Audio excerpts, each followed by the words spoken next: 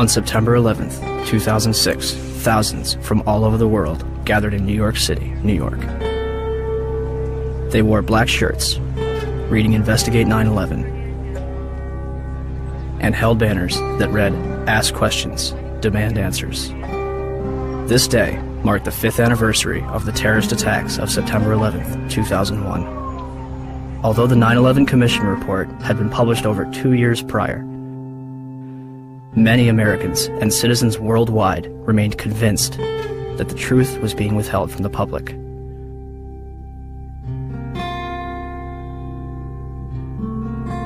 Why? Why was a growing percentage of the world population becoming increasingly skeptical of the events of September 11th? Was it a natural inclination towards believing the worst about the United States government? Or was it a legitimate concern that only grew more powerful with time? The 9/11 Truth Movement includes academics, engineers, physicists, firefighters, intelligence officials, and some of the very people whose lives have been shattered since September 11th. Were they all delirious? You should not be here. No, you've got it all wrong. We're honoring the fallen heroes from 9/11. That's our way. No, you're not. No, you are not. I feel so uncomfortable. I'm sorry. That next year, I'm not coming here. Or were they a concerned group of individuals taking the necessary steps to prevent the United States from slipping into its darkest era yet? Was September 11th a surprise attack on America by 19 Islamic terrorists? Or something else entirely?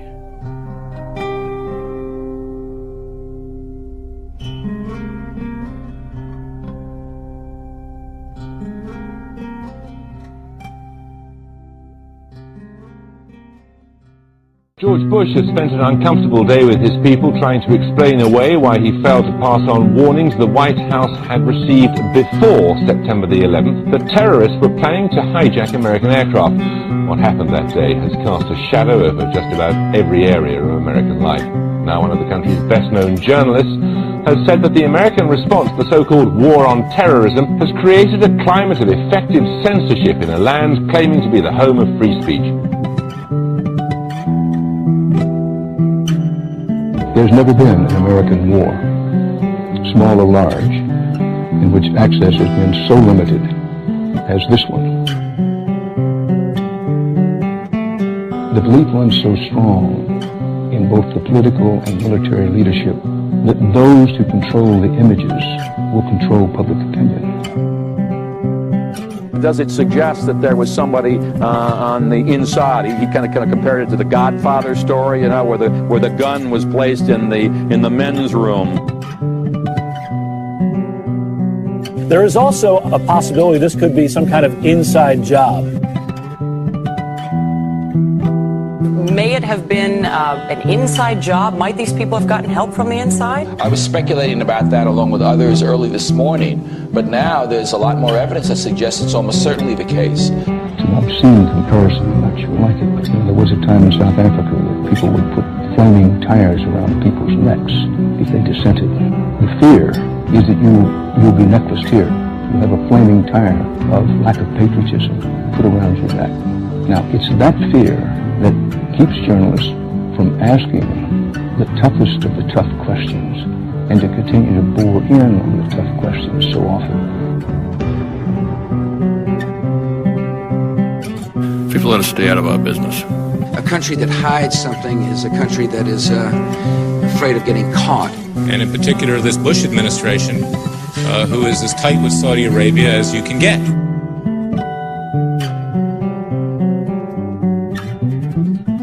The president's father used to stay with the bin Laden family when he would go to Saudi Arabia. In the past, though, the FBI has sometimes made problems worse by ignoring or denying them. FBI management intentionally and repeatedly thwarted and obstructed my attempts to launch a more comprehensive investigation to identify and to neutralize terrorists.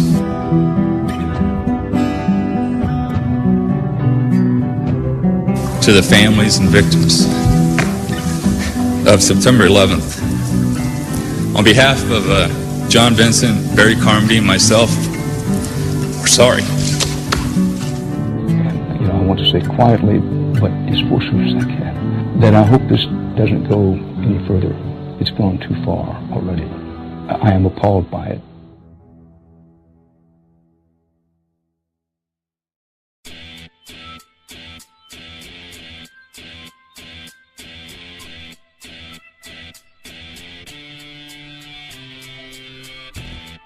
On September 13th, the United States government declares that it has overwhelming evidence that bin Laden is responsible for the attacks.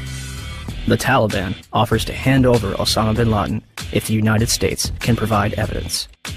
Our position in this regard is that if America have evidence and proofs, they should produce it, and we are ready for the trial of Osama bin Laden in the light of evidence. Are you willing to hand Osama bin Laden to the United States or no? No. Without evidence, no.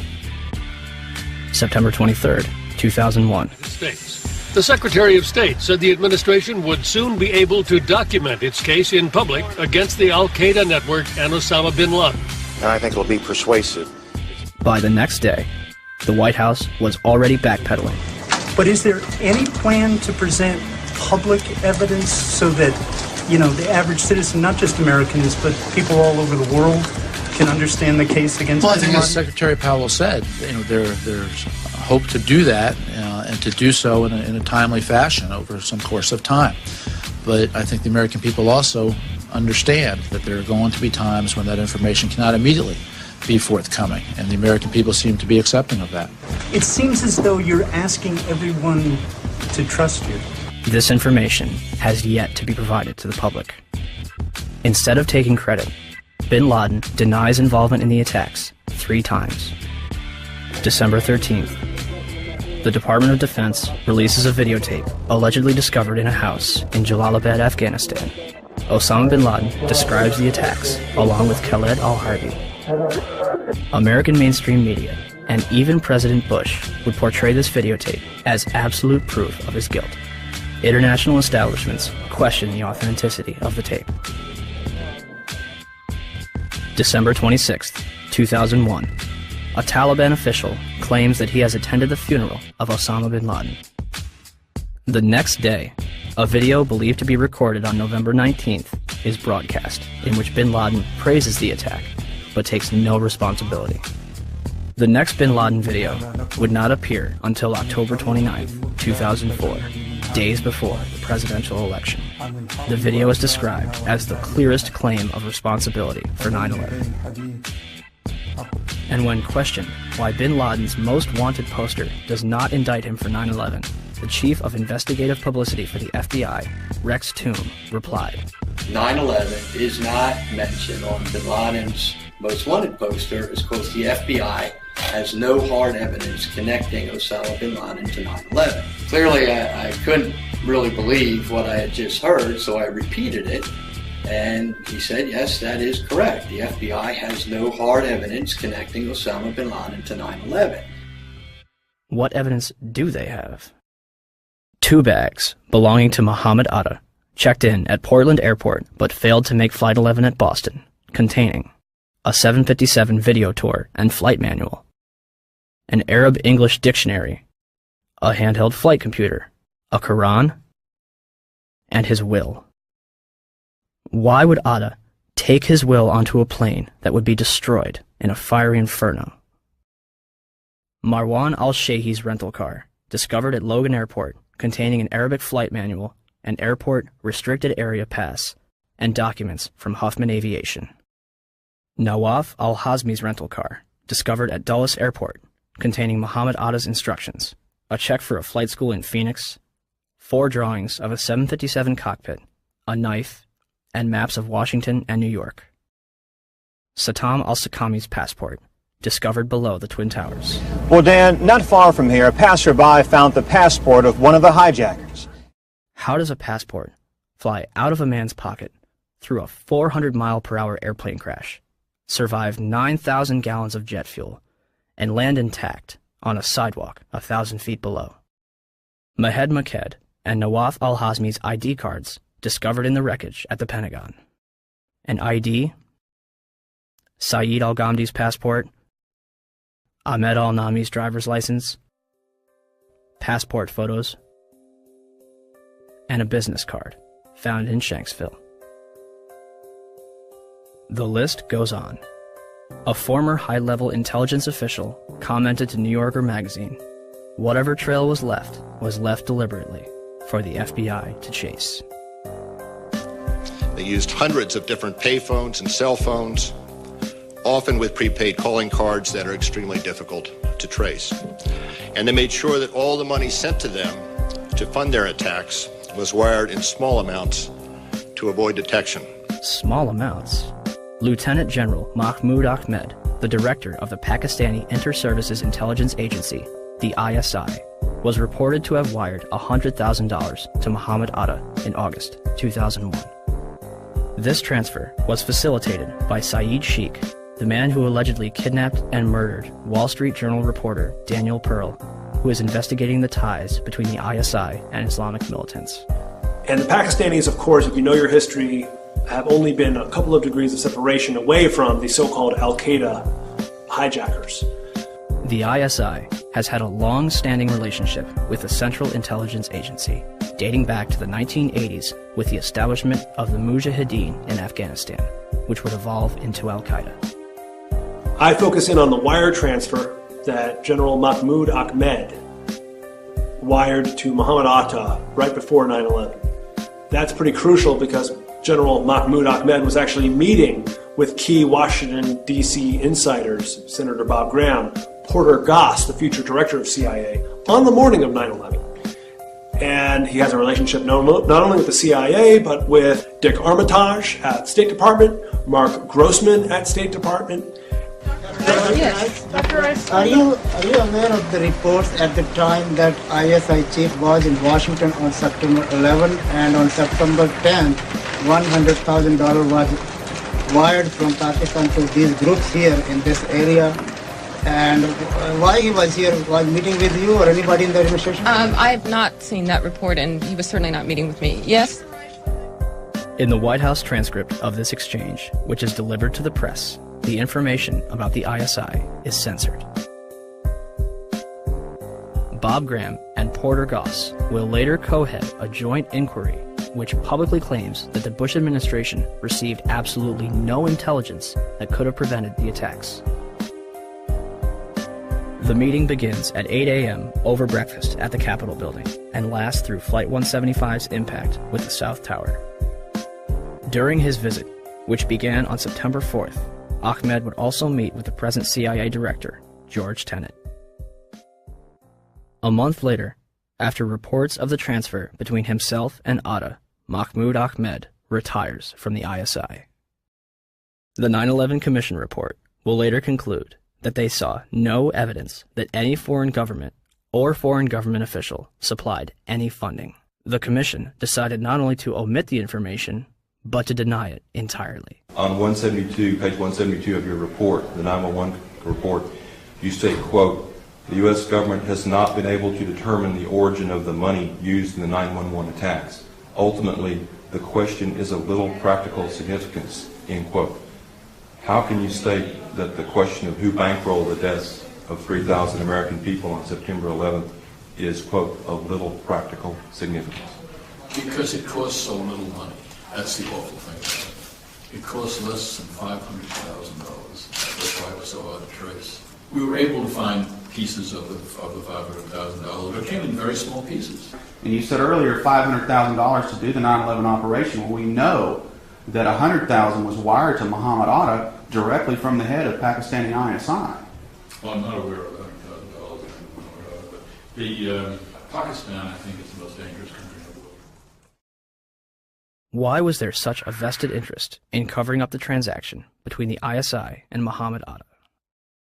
And let's talk about that wire transfer, because Governor Kaine had no basis for denial, because the FBI and the Wall Street Journal confirmed the General Mahmoud Ahmed wire transfer I'm talking about. But the 9/11 Commission deliberately said that funding is not important and assigning blame is not important to them, but it is to us. As if their funding was not suspicious enough, a number of hijackers reportedly trained at U.S. military bases. As hard as this is to believe that 2 of the alleged terrorists involved in what happened on Tuesday may have attended schools run by the U.S. military. Now, this is according to a senior defense official. Ahmed al-Nami, Ahmed al-Ghamdi, and Saeed al-Ghamdi listed their address on both driver's licenses and car registrations as the Naval Air Station in Pensacola, Florida. Muhammad Atta reportedly graduated from the U.S. International Office School at Maxwell Air Force Base in Alabama. In response to a Freedom of Information Act, Captain Jason Taylor confirmed that a Muhammad Atta trained there between 1998 and 1999, but did not verify if it was the same person. Abdulaziz Al-Amari attended Brooks Air Force Base in San Antonio, Texas. Saeed al-Ghamdi and others attended the Defense Language Institute in Monterey, California, as confirmed by Lieutenant Colonel Steve Butler, Vice Chancellor for Student Affairs. American media ceases investigation when the Air Force says, "We are probably not talking about the same people." 2 of the hijackers, Nawaf al-Hazmi and Khalid al-Madar, rented an apartment from and lived with an FBI informant. Curiously, a number of them were reported to still be alive after the attack.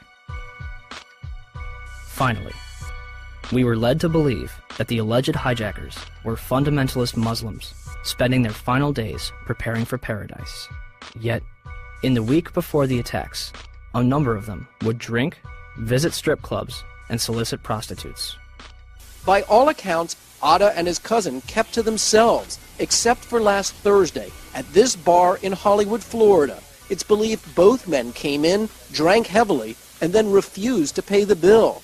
And the guy got very, very offended, and he said to me, he said, "Oh, I can pay my bill. I'm an airline pilot." And I was like, okay. Mahed Maked is spotted several times at a porn shop. Hamza al-Ghamdi ordered a porno in his hotel on September 10th. The mayor of Paterson, New Jersey, states that they are spotted more at go-go clubs than at mosques. Regardless of their actions, some of the hijackers' presence was known as early as 2000. What did we know? When did we know it? That's what some congressmen are asking now, and asking quite loudly. Did we know the year before 9/11 that one of the hijackers was a terrorist threat? Army Lieutenant Colonel Anthony Schaefer has gone public with his charge that Able Danger, a military intelligence project he worked with in 2000, identified Muhammad Atta, even pulled up his picture along with 3 other 9/11 hijackers as possible al-Qaeda members. We found the identities of 4 of the 9/11 hijackers prior to 9/11. But he says beginning in September 2000, 3 meetings he set up with the FBI were each canceled by military lawyers. Schaefer also says he remembers telling then 9/11 Commission staff at a meeting in Afghanistan about Atta and what the intelligence unit found back in 2000. And he was surprised that it did not show up in the Commission's report. I'm told confidently by the person who did move the material over that the 9/11 Commission received 2 briefcase-size containers of documents. I can tell you for a fact that would not be 1/20th of the information that Able Danger consisted of during the time we spent. A 9/11 Commission spokesman said nothing they got from the Pentagon in early 2004 backed up Schaefer's claim, quote, "None of the documents turned over to the Commission mentioned Muhammad Atta or any of the other future hijackers." Where is it? Where's the beef? Where's the substance? Where is this mysterious chart that purportedly says that Atta was connected in some real way to these other hijackers? We'd love to see it. The company responsible for the chart, Orion Scientific Systems, would claim that only 2 charts were produced and that Atta was not present on either one. Throw them all out, John. These are all the charts. Spread them out. These are all Orion-produced charts.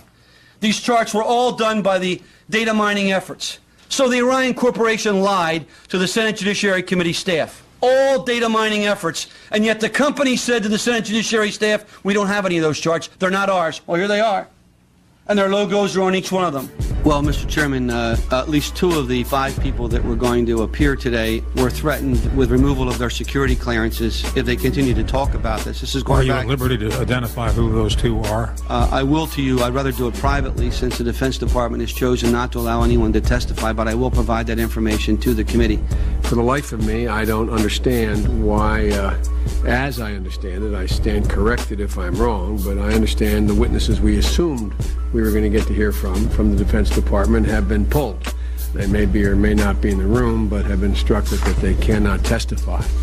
I think that's a big mistake. This is actually a chart of Al-Qaeda and the various cells around the world. Much of this data, most of it was obtained prior to 9/11 by the work of Able Danger. As you see, there is an actual photograph of Muhammad Atta. What does that depict generally? It depicts the organizational and activity associations of Al-Qaeda operatives that were involved in 9/11 and related events. And at the time, if the Commission had looked into this in early 2004, the charts that had Muhammad Atta on it still existed. There was a chart in Mr. Smith's office. There was the chart that still should have been in the Defense Intelligence Agency because it wasn't destroyed within Lieutenant Colonel Schaefer's files until the spring of 2004. The same with the chart that Mr. Smith had. Our support to Able Danger became severely restricted and ultimately shut down due to intelligence oversight concerns. I was supported vigorously by both the LEWA and the INSCOM chain of commands, and we actively worked to overcome this shutdown for the next several months. In the midst of this shutdown, I, along with one of my analysts, Chief Warrant Officer 3 Terry Stevens, were forced to destroy all data, charts, and other analytical products that we had not already passed on to SOCOM related to Able Danger. Another former DoD official will testify today that he was ordered to destroy up to 2.5 terabytes of data. Now, I don't know what a terabyte of data is, so we contacted the Library of Congress. It's equal to 1/4 of all the entire written collection that the Library of Congress maintains. Are you in a position to evaluate the credibility of Captain Philpott, Colonel Schaefer, Mr. Westfall, Ms. Preissler, Mr. J.D. Smith as to their credibility when they say they saw Muhammad Atta on a chart? Yes, sir. I believe them implicitly. Lieutenant Colonel Tony Schaefer, who was the first member of Able Danger to go public, has now been told in writing by the Defense Intelligence Agency that he can't speak to members of Congress or their staff without prior approval. And now a security clearance, which allowed him to deal with classified information, has been pulled. The congressman says Schaefer has been gagged, punished for speaking up. The official response to Able Danger began in September 2005 with a letter from 9/11 Commissioner Slade Gordon to Senator Arlen Specter. Gordon concludes by saying that since Condoleezza Rice, President Bush, and the White House denied that Able Danger identified the 9/11 hijackers, it never happened. A 6-month investigation by the Senate Intelligence Committee concluded in December 2006 that Able Danger did not identify Muhammad Atta or any other 9/11 hijacker. Can we be certain that the hijackers were radical Muslims on a suicide mission? Or is there a possibility that they were trained, funded, and protected in our own country? Yes, ma'am, Sergeant Lorda. Yes. I'm just letting you know for information we're having an exercise, SF exercise. We're having a comm out. Okay. Guys. Happy, thanks. All right, thank you. Back. Between September 2000 and June 2001, the Federal Aviation Administration, FAA, would scramble fighter jets to intercept errant aircraft 67 times. Interceptions are routine and usually occur within 10 minutes of a sign of trouble, such as permanently losing radio contact and transponder signal or flying off course. On the morning of September 11th, according to official accounts, 4 commercial airliners would be off course and out of communication, and not one of them would be intercepted. How is it that on 4 separate occasions on one day that $1 trillion military and intelligence infrastructure could fail?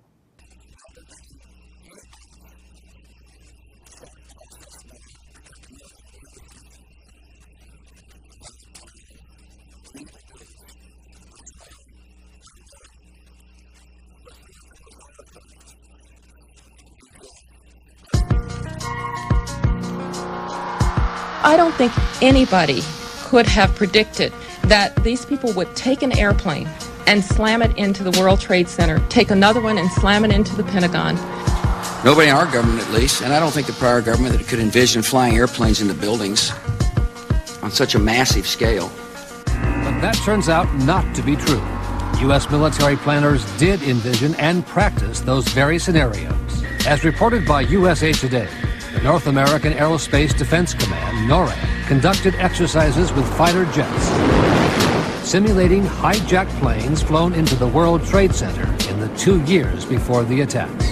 Pentagon planners also envisioned the attack on the Pentagon 5 months before it happened. According to this April 2001 Pentagon email, Air Force officials wanted a war game, having a terrorist group hijack a commercial airline and fly it into the Pentagon. The idea was to check response times to launch fighter jets, but according to the Pentagon email, the plan was ultimately rejected by senior Pentagon officials as too unrealistic. Still to come are big questions about NORAD's response on the day of the attack. Why, despite all the exercises and the planning, Peter, jet fighters were not in place anywhere near New York or Washington. Quite an amazing story. Many thanks, Brian. Brian Ross. One drill, called Amalgam Virgo, was conducted on June 1st and 2nd, 2001, and simulated successful terrorist attacks. Its purpose was to focus on unconventional threats, including an airborne hijacking. One plan would simulate the hijacking of a commercial airliner, which would be crashed into the Capitol. The second part of the exercise, which was planned but not executed before 9/11, involved 2 planes with actual pilots on the flight deck. FBI agents would hijack the planes and divert them to secure locations. And on its cover, Osama bin Laden. In fact, multiple war games were underway on 9/11 itself. The question was, we had 4 war games going on September 11th, and the question that I tried to pose before the secretary had to go to lunch was whether or not the activities of the 4 war games going on September 11th actually impaired our ability to respond to the attacks. The answer to the question is no, did not impair our response. In fact, General Eberhart, who was then the commander of North American Aerospace Defense Command, as he testified in front of the 9/11 Commission, I believe he told them that it enhanced our ability to respond. There were 2 CPXs. There was 1 Department of Justice exercise that didn't have anything to do with the other 3, and there was an actual operation ongoing because there was some Russian bomber activity up near Alaska. So, did the war games ultimately help or hinder our response? September 11th was day 2 of Vigilant Guardian, an exercise staged by the Joint Chiefs and NORAD, which simulated hijacked planes in the northeastern United States. Vigilant Guardian is a branch of Global Guardian, a mass Armageddon exercise being conducted at Offutt Air Force Base in cooperation with NORAD. Originally scheduled to take place in late October, Global Guardian was moved to September. The exercise is reportedly canceled after the second Twin Tower is hit. 3 E-4B Doomsday planes remain airborne. 2 government sources familiar with the incident tell CNN it was a military aircraft, but say the details are classified. This comparison of the CNN video and an official Air Force photo suggests the mystery plane is among the military's most sensitive aircraft, an Air Force E-4B. The E-4B is a state-of-the-art flying command post, built and equipped for one reason: to keep the government running no matter what, even in the event of a nuclear war. Ask the Pentagon, and it insists this is not a military aircraft, and there is no mention of it in the official report of the 9/11 Commission. The Pentagon, the Secret Service, and the FAA all say they, at least for public consumption, have no explanation of the giant plane over the president's house, just as the smoke began to rise across the river at the Pentagon. Barksdale Air Force Base also participated in Global Guardian. Instead of returning directly to Washington, D.C., President Bush would fly to both Barksdale and Offutt Air Force Base before returning to the White House. Another drill, Northern Vigilance, moved fighter jets to Canada and Alaska to monitor a fleet of Russian MiGs on a training mission. Northern Vigilance also placed inputs onto military radar screens. Also referred to as phantoms, inputs are simulated errant aircraft, which appear real to those participating in the exercise. We fought many phantoms that day. 3 F-16s from Andrews Air Force Base, located 15 miles from the Pentagon, are flown 180 nautical miles away for a training mission in North Carolina. Fort Belvoir, an Army base 10 miles south of the Pentagon, intended to test security in case of a terrorist attack. Employees in the Office of Emergency Management on the 23rd floor of World Trade Center Building 7 continue preparations for Tripod, a biological attack drill scheduled for September 12th. Finally, the National Reconnaissance Office in Virginia begins a drill at 8:45, conducted by a team from the CIA, in which a plane crashes into their building. Also, a number of war games were being conducted that have yet to be fully disclosed. Ask about the war games that were planned for 9/11. Commissioner Gorelick. Could you please be quiet? We have only a few minutes with General Myers. I'd like to ask a question. General Myers, I'm sorry. I would ask, please, people in the audience to be quiet if you want to stay here. Sir, statement. This commission has not answered my questions. I'm walking out. It's a farce. I will. Thank you. So let me get this straight. On the morning of 9/11, the United States is running drills in which hijacked aircraft go in and out of radar. Fighter jets are flown out of the United States, and planes are crashed into buildings. What a coincidence. And in terms of what motivated me to bring all the aircraft down, as you see one thing happen, that's an accident. When you see two of the same thing occur, it's a pattern. But when you see three of the same thing occur, it's a program. And so at that point, I decided to bring all the aircraft down. And so, at 9:45, all airborne planes were forced to land. This order applied to all civilian aircraft. Certain military planes were allowed to remain airborne. By 12:16 that afternoon, the FAA managed to ground over 4,000 planes without incident. During the time that the airplane coming in to the Pentagon, there was a young man who would come in and say to the Vice President, the plane is 50 miles out, the plane is 30 miles out. And when it got down to the plane is 10 miles out, the young man also said to the Vice President, do the orders still stand? And the Vice President turned and whipped his neck around and said, of course the orders still stand. Have you heard anything to the contrary?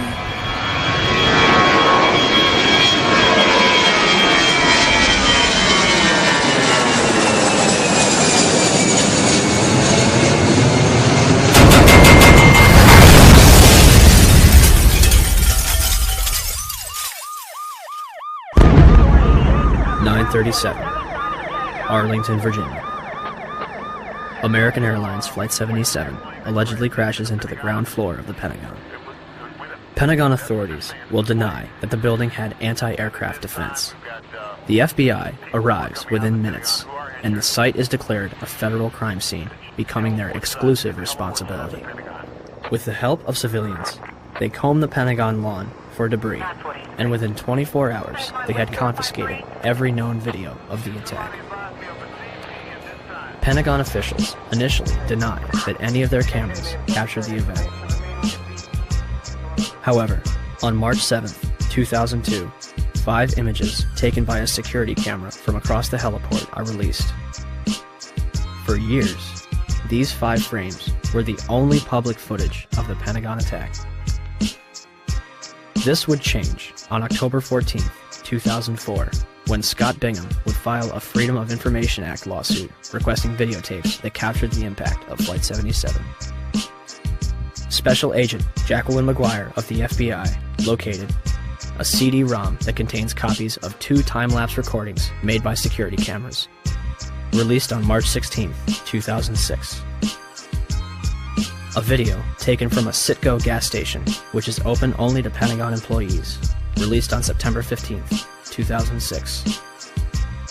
And the Doubletree Hotel in Arlington, Virginia, released on December 7, 2006. Agent McGuire concluded that the FBI possessed 85 videotapes that might be potentially responsive.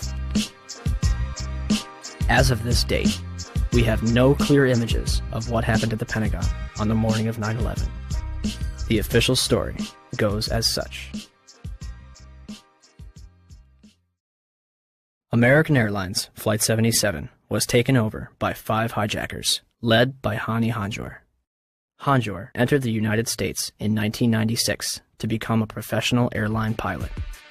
He would not complete a single course. It's kind of a waste of time. He wouldn't show up for flights on time, didn't do his homework.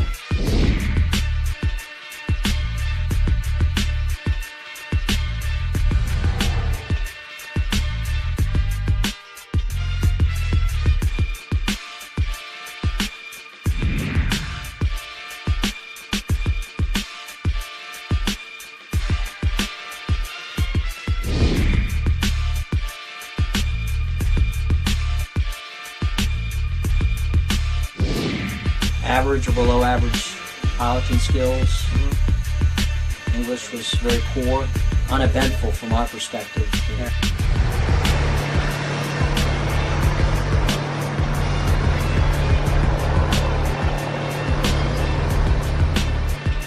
The 9/11 Commission concludes that Hanjour was perhaps the most experienced and highly trained pilot. Flight 93's hijacker, Saeed Al-Ghamdi, was a former Saudi fighter pilot. How could Hanjour be more experienced than him? On the morning of 9/11, Hani Hanjour and his 4 accomplices traveled to Dulles International Airport outside of Washington, D.C. They had spent the weeks beforehand at the Valencia Motel in Laurel, Maryland, 6 miles from the National Security Agency. All 5 will set off metal detectors and be subjected to additional screening, yet all of them proceed to board American Airlines Flight 77, which is described by the Washington Post as unusually light on passengers. Out of 188 seats, 64 would be filled. In fact, all 4 planes involved in 9/11 would be at approximately 30% capacity. The hijackers will board alongside Barbara Olson, the wife of Solicitor General Ted Olson, and a number of employees from Boeing, Raytheon, the Department of Defense, Lockheed Martin, American Airlines, the Navy, Army, and other government agencies. The pilots were Officer David Charlebois and Captain Charles Burlingame. Charles Frank Burlingame III, an aeronautical engineer and a graduate of both the Naval Academy and Top Gun Fighter Pilot School, flew F-4 fighter jets and developed anti-terrorism strategies at the Pentagon before retiring in 1989 to take a job at American Airlines. He would remain active in the reserves and anti-terrorism exercises until 1996. His Boeing 757 would be crashed into the very section of the Pentagon he used to work in. The hijackers would have only moments to subdue both Charlebois and Burlingame, remove them from the cockpit, and retain control of the airplane. Yet, the plane is hijacked without incident at 8:51 and makes an unauthorized turn to the south 3 minutes later. No mayday, no hijack code, no sign of struggle. Flight 77 will fly all the way back from the Kentucky-Ohio border, coasting for another 43 minutes against its flight path before crashing into the Pentagon without any military interception. Had Hani Hanjour wanted to inflict maximum damage, all he had to do was continue his trajectory and nose down into the roof of the Pentagon. Instead, he begins a complicated 330-degree turn, dropping 7,000 feet and exposing himself for an additional 3 minutes while executing a maneuver described by experienced pilots as nearly impossible, requiring professional expertise. In essence, an amateur pilot considered a waste of resources by instructors who was unable to control a small Cessna in August 2001 executed this nearly impossible maneuver in a 757 with skilled precision a month later. Todd Lewis is working radar at Dulles Airport. One of my colleagues saw a target moving from the northwest to the southeast. And it was just a countdown, 10 miles west. And she notified the supervisor. 9 miles west. But nobody knew that was a commercial flight at the time. Nobody knew that was American 77. What did you think? It was a military flight of some kind? I thought it was a military flight. I thought that Langley had scrambled some fighters and... It was almost a sense of relief. This must be a fighter. Maybe one of them got up there. It was really moving fast. It was moving very fast, like a military aircraft might move at a low altitude. This must be one of our guys, sent in, scrambled to patrol our capital. The 757 will descend over Columbia Pike, flying adjacent to the Sheraton Hotel, Virginia Department of Transportation, Navy Annex, and fly past the Citgo gas station before crossing Washington Boulevard. 5 light poles are knocked out of the ground. One reportedly strikes a Washington, D.C. taxi driven by Lloyd England. Flight 77 manages to hit the only section that was reinforced to withstand a terrorist attack, including reinforced steel and blast-resistant Kevlar windows an 1.5 inches thick. The renovation, planning for which had begun in 1991, was only days away from completion.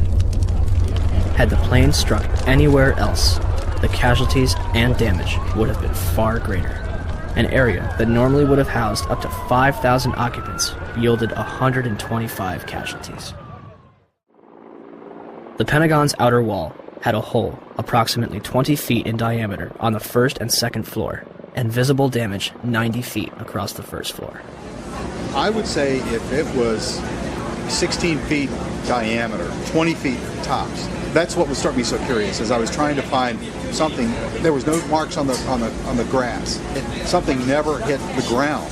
It didn't hit the heliport. I mean, it was a precision or awfully lucky hit. I mean, I don't know how it didn't bounce. I don't know how it hit directly in the side of the building without touching the ground, going as fast as it obviously was going. But I can't believe the thing is more than a garage door. And again, the classic airplane crash has wreckage. I mean, they found axles from the Ryder truck in Oklahoma City. I can't believe they can't find an engine. Opinions differ at this point. People that believe a 757 hit the Pentagon, and people that don't. Those that believe a 757 did hit are fueled by the damage path,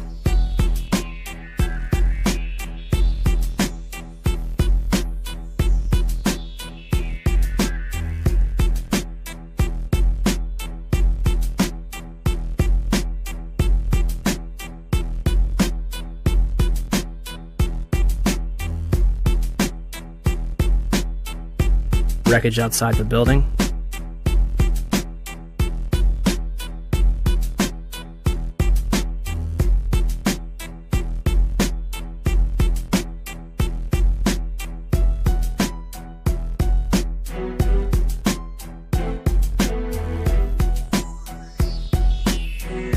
and eyewitness testimony. While we were sitting in the office, and all of a sudden we heard some rumbling, something is kind of hitting us. Very imminent things could happen. So we look at each other, and it really, the noise is unbearable. And at the last moment, my brother jumped out the office. I heard about the very weak jet sound. Looks like just up to here. I just look at the outside, big black wings coming that way. And then I just running out, and then 2-3 seconds, boom!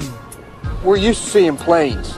Maybe a 20-passenger corporate jet, no markings on the side. I saw a plane going down, big plane, commercial liner type.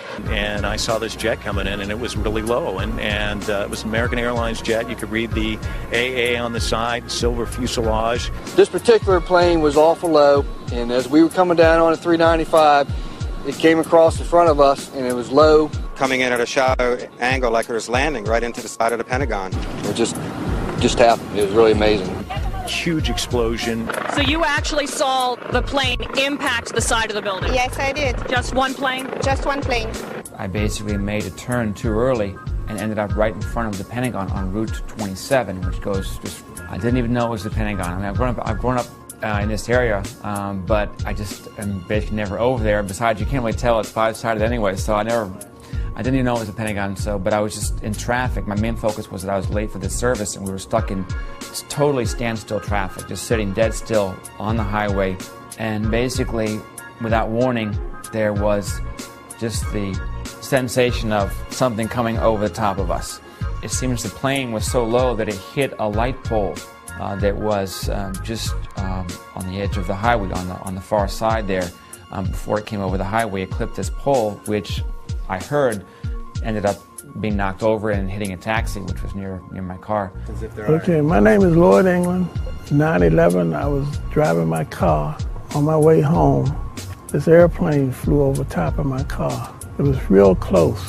Something, glass, a loud noise happened, and the pole came through the dashboard right through the car. I stopped the car in the middle of the street. It didn't stop straight, it stopped at an angle. As far as the plane went through, it didn't come back in until I stopped the car and got out. Then I looked for the plane. There was no plane, but it was quiet. If had nobody seemed to have indicated where something happened, I wouldn't have known. And I was there. I mean, I'm there. And the plane, the wing spread would have been from that house, maybe halfway in my house. And the big wing, the big motors underneath of them. And nothing was left out? Those that think a 757 did not hit are fueled by the damage to the building and lack of large structural debris outside, particularly the lack of damage from the wings and vertical stabilizer, and the fact that those objects, as well as the engines, were never fully recovered. Is there anything left of the aircraft at all?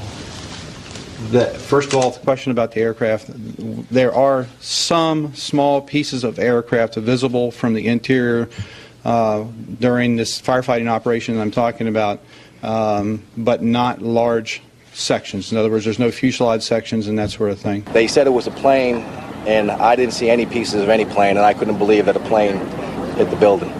There are numerous parts to a 757 that are virtually indestructible. To date, we have not seen a single piece positively identified as Flight 77's. The fact that an exit hole inside the Pentagon is not explained by any official report on the attack. The fact that there was no impact damage on the lawn.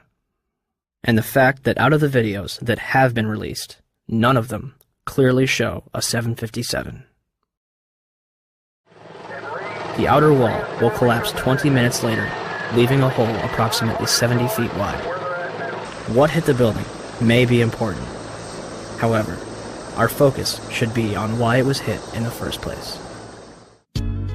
The section hit was the headquarters of Naval Operations, Naval Intelligence, and the Navy Command Center. Army personnel were also killed. A number of accountants and budget analysts were also present at the time and killed in the attack. The Arlington County After Action Report states that important budget information was in the damaged area. It's interesting that 24 hours prior, Donald Rumsfeld publicly made this announcement.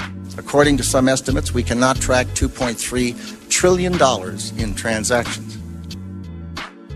According to the 9/11 Commission report, the military was unprepared for the transformation of commercial aircraft into weapons of mass destruction. Counterterrorism forecaster Marvin Citron authored a report in 1994 for the Department of Defense, warning of Washington's vulnerability to terrorist attack. We predicted a plane could have crashed into the Pentagon. That's about as specific as you can be. If you made a right turn at the Washington Monument, you could hit the Pentagon. A left turn, you could hit the White House. Back on October 24th, 2000, the Pentagon conducted MASCAL, a mass casualty exercise which simulated the impact of a Boeing 757 into the building. I'm very curious, and as time goes by, it makes you more curious as you have time to dwell on the details and all the information that's becoming available. I can't drive my car that well, but I can't imagine somebody just climbing behind the wheel of an airplane and doing what they did and doing it so well. Basically, it was the strangest day I've ever spent in my entire life. It was like in slow motion. I get chills every time I hear the audio. Physically, I swear I get chills every time I watch the video. I can feel the heat. I can smell the fuel, or I can smell the burning. There's been a lot of curiosity, I think, in time, and even for me who was there. I still have questions of, did I really see what I think I saw? You know, when you're led to believe and you think you believe what you think you saw, I think that you begin to buy into it. But the more you dwell on it and the more the evidence comes forward, the questions get larger and larger and larger. I'd like some conclusion. I mean, I'm sure the families would, and I'm sure the military knows a lot more than we do in the government. But I'm just astounded that they don't share more of the information that's available. If the government was 100% forthcoming and wanted to squelch any doubt as to what happened, why have they controlled the evidence so strongly? Why is there no positive identification of Flight 77? Why, when Vice President Dick Cheney was aware of an incoming aircraft up to 50 miles away, were employees allowed to remain in the building? Had a single alarm gone off inside the Pentagon, 125 people would be alive today, and hundreds more would not be suffering. And when it got down to the plane is 10 miles out, the young man also said to the vice president, "Do the orders still stand?"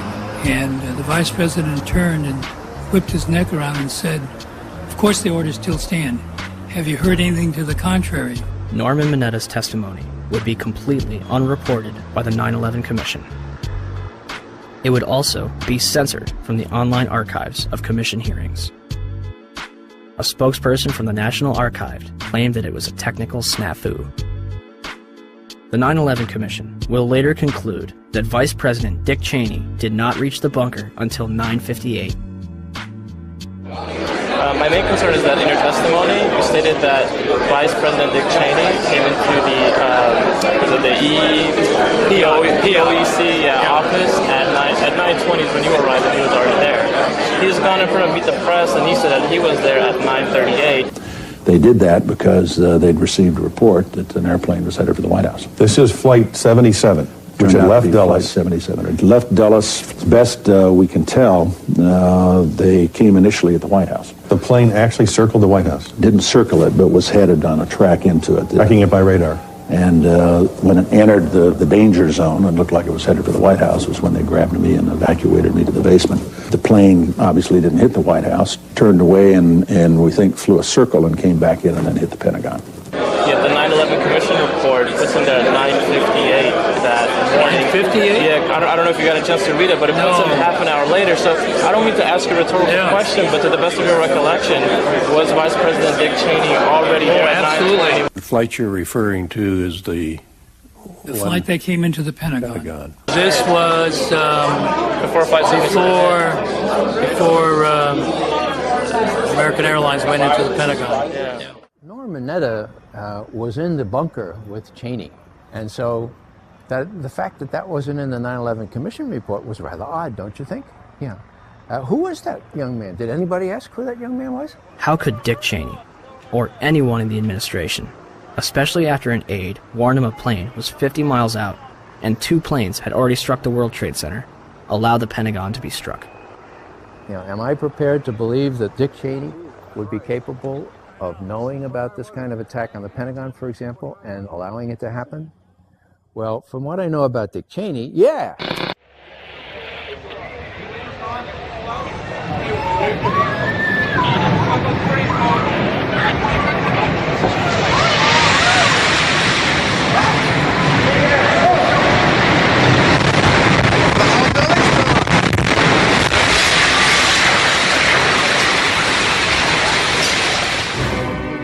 (9:59), New York City, New York. The South Tower of the World Trade Center, 110 stories tall, collapses to the ground in approximately 10 seconds. 29 minutes later, the North Tower follows suit, also collapsing in approximately 10 seconds. Later that evening, at 5:20, World Trade Center Building 7, 47 stories tall, collapses to the ground in under 7 seconds. The official explanation is that falling debris from the North Tower created a series of fires inside the building. If this is true, it would be the third steel-frame skyscraper in history to completely collapse because of damage and fire. The first two would be the Twin Towers.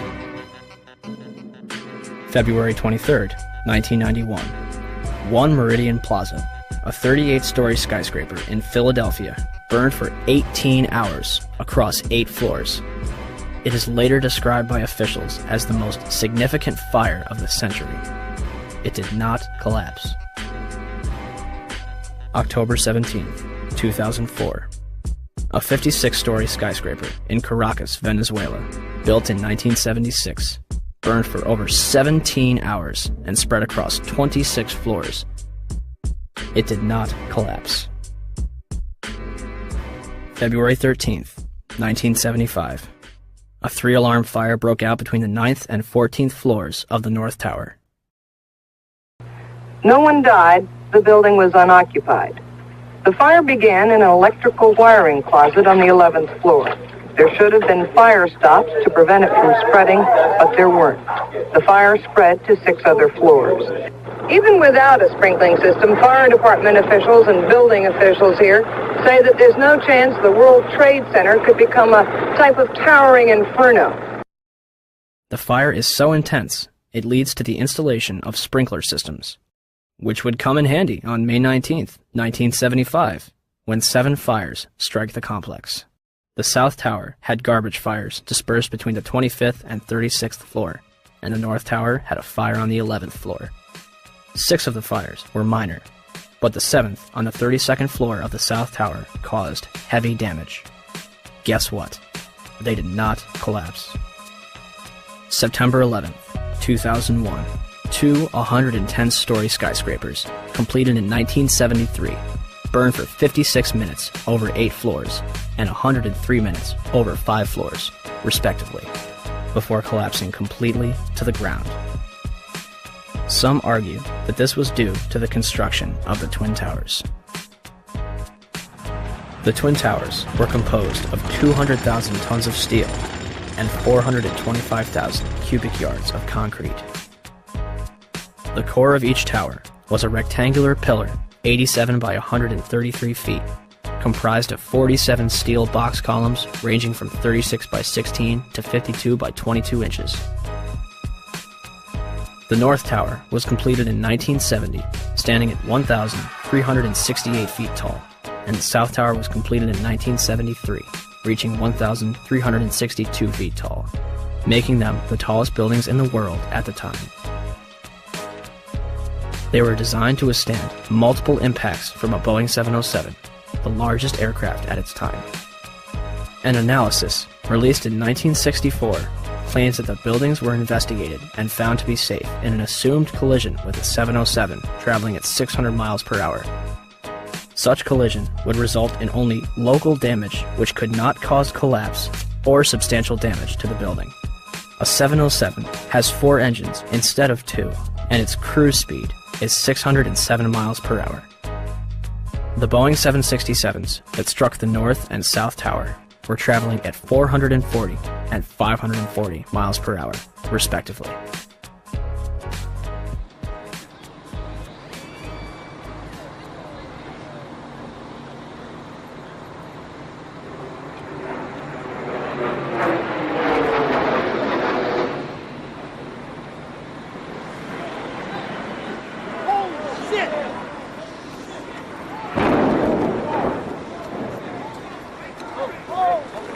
Breaking news on WCBS 880, right here, right now.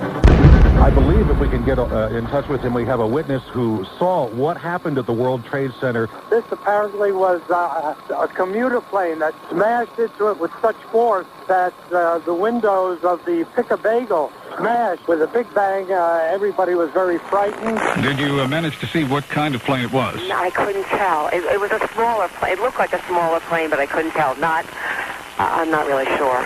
A medium-sized body plane with engines on both sides, almost like a gray-black color in nature on the plane. I would say it wasn't a huge jet, but it was a plane that sounded like it was a fighter jet overhead. I work right next door at 74 Trinity Place. We heard the first one come in. I didn't know what it was. It sounded like a missile.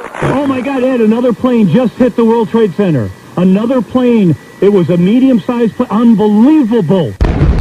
It would appear, Jim, as if there's more smoke coming from the ground. And we used to have another, things have fallen to the ground and are burning. And we have... One gentleman told me he was on the 65th floor standing next to an elevator when the elevator exploded and knocked him out of his shoes. Another woman said that she was working on the 49th floor and she's seen people in the stairwells with burns, broken arms. People are passing out of the stairwells from the heat. She says there's a lot of heat and smoke. It's a horrible scene here. I'm live at Broadway and Fulton. Allison Keyes, WCBS 880 News. All right, thank you, Allison. Basically, there's people running around down the street. All the glass panes that are on the bottom part of the World Trade Center are all blown out. When I first heard it and ran over to the window, it looked like there was fire on the bottom floor. Well, they're ahead there. And all of this, the world... Oh, wait. Oh, my God. Oh, my God, the building fell. Are you there? The building just fell. You said it sounded like the 4th of July. You heard a big explosion before the building fell? I saw it as it was happening, and it sounded as if you had 100 of those little black cat firecrackers, and you lit them all off at once. That's what it sounded like. It sounded like the finale of the 4th of July over the East River. Oh, my We just witnessed some kind of secondary follow-up explosion. 10 o'clock Eastern Time this morning, just collapsing on itself. We have no idea what caused this. Almost looks like one of those planned implosions. As if a demolition team set off. When you see the old demolitions of these old buildings, it folded down on itself and it is not there anymore. If you wish to bring anybody who's ever watched a building being demolished on purpose knows that if you're going to do this, you have to get at the under infrastructure of a building and bring it down. Right now, police have to determine is whether that explosion was caused from the initial impact of the plane or whether it was something that was exploded on the ground. Generally speaking, for a building to collapse in on itself like that, it would seem to indicate that there could have been an explosion, a bomb planted on the ground that would make the building collapse within itself. By that evening, eyewitnesses and experts alike were rushing to defend the official narrative of events, claiming that raging jet fuel fires melted the steel inside the Twin Towers. I saw this plane come out of nowhere and just ream right into the side of the Twin Tower, exploding through the other side. And then I witnessed both towers collapse, one first and then the second, mostly due to structural failure because the fire was just too intense. When one of those airplanes crashed into one of the towers, it was the equivalent of a 6-point earthquake. Marlene Davis is the Dean of Architecture at the University of Tennessee. She calls the 110-story tall twin tower tube structures. That means there are no internal columns holding it up. You know, when we saw this yesterday, people said, oh my goodness, there was a bomb on there. There must have been a bomb that collapsed. Must have been a bomb below. Right, that finished the job. Well, it turns out we heard from experts who said that, you know what, the fire on those floors, probably 1,500 degrees. Steel can only withstand so much because the steel structure that holds the building up was on the outside, and essentially the building started to melt and it gave way and it toppled. Engineers suspect the temperatures inside the crash areas could have quickly reached well over 1,000 degrees, perhaps approaching 2,000 degrees, beyond the melting point of any steel. They were not designed, perhaps, to take a direct strike from something the size of a 737 or an Airbus, perhaps fully loaded with fuel. Steel will melt. Physics professor and explosives expert Van Romero.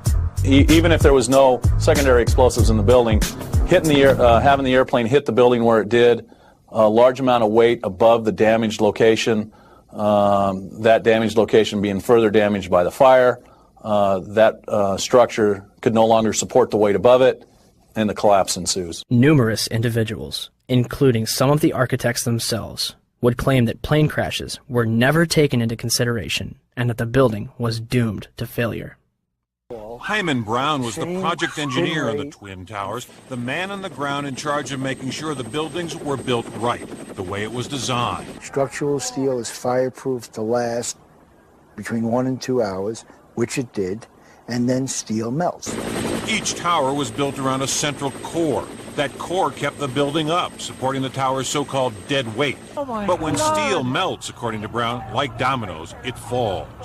Brown says the towers were built to withstand 200-mile-an-hour hurricanes, the 100-year storm, the worst nature could dish out. But he says an airplane crash never entered anyone's mind. However, that's not entirely true. Yet the impact of the planes alone did not cause that failure. In fact, tall building designers try to anticipate air accidents. Marc Loiseau is president of a company called Controlled Demolition. When this structure was designed, it was designed, to the best of my understanding, to take the impact of what was then the state-of-the-art airplane being used in our country, the Boeing 707. The building was designed to have a fully loaded 707 crash into it. That was the largest plane at the time. I believe that the building probably could sustain multiple impacts of jetliners because this structure is like the mosquito netting on your screen door, this intense grid, and the jet plane is just a pencil puncturing that screen netting. John Skilling, the World Trade Center's head structural engineer, told the Seattle Times after the 1993 bombing that if a plane struck the building, there would be a horrendous fire, but the building structure would still be there. On August 21st, 2002, the National Institute of Standards and Technology, NIST, commenced their investigation. NIST is a government agency that reports back to the United States Department of Commerce, headed at that point by Donald Evans and later replaced by Carlos Gutierrez, both Bush cabinet appointees. As part of their investigation, NIST contracted Underwriters Laboratories to recreate floor models from the Twin Towers for the purpose of fire resistance tests. We heard about it in the news. We heard about it right away that the floors didn't collapse. Okay, so they tested these huge models. They're models, but they're huge. I mean, one model was essentially the same size and exactly the same as one of the types of floor sections used. And they tested it according to ASTM E119. They exposed it to much longer fire and higher temperatures than we know were present in the World Trade Center. So right away there was a problem. And that's August of 2004. The final report was released on October 26, 2005, producing over 10,000 pages. It will not explain the actual collapse of the buildings. They only claim to get to collapse initiation and state flatly that it led to global collapse. The report, admittedly, does not actually include the structural behavior of the tower after the conditions for initiation were reached and collapse became inevitable. We were charged with finding out the cause of the collapse, and we found what happened. I think we've scientifically demonstrated what was required to initiate the collapse. Once the collapse initiated, the video evidence is rather clear. It was not stopped by the floors below, so there was no calculation that we did to demonstrate that, what is clear from the videos. NIST concludes that they found no evidence suggesting that the World Trade Center towers were brought down by controlled demolition. Where would people get an idea like that? 1. Except for material that was blown outwards, the Twin Towers collapsed into their own footprint symmetrically at nearly free-fall speeds. Newton's laws of motion determine how long it takes an object to travel a certain distance in complete freefall.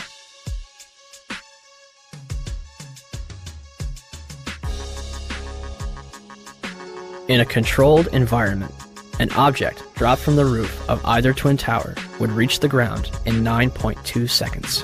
The 9/11 Commission report will state, at 9:58, the South Tower collapsed in 10 seconds. Even NIST says the tops of the buildings came down essentially in free fall. Judge for yourself.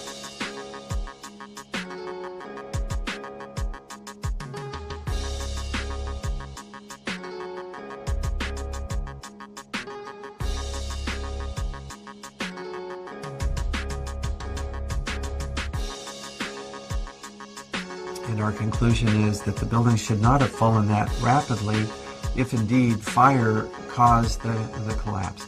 And in fact, there's one mechanical engineer, Gordon Ross, in the Journal of 911 Studies, who's done a thorough analysis based on conservation of momentum. If the official story was correct, then the heating that was supposed to cause the failure would have been a much slower event, and it would have been an asymmetric event. For the tower to collapse straight down onto itself flies in the face of what we know about steel and how steel behaves. When we have a failure in one area, then the failures tend to continue within that area, and you see an asymmetric collapse, possibly the upper section falling off as it twisting away from the tower and falling off. But it's very unusual to see the upper section falling straight through the path of the greatest resistance, which was straight down through the middle of the tower. It just does not add up. 2. Molten metal exceeding 2,000 degrees Fahrenheit was discovered in the rubble of Ground Zero, underneath the Twin Towers and Building 7. Even with heavy rain on September 14th and 21st, a constant stream of fire retardants and water, described as creating a giant lake, these fires would not be extinguished until December 13th, 2001, making it the longest burning structural fire in history. Was the jet fuel responsible?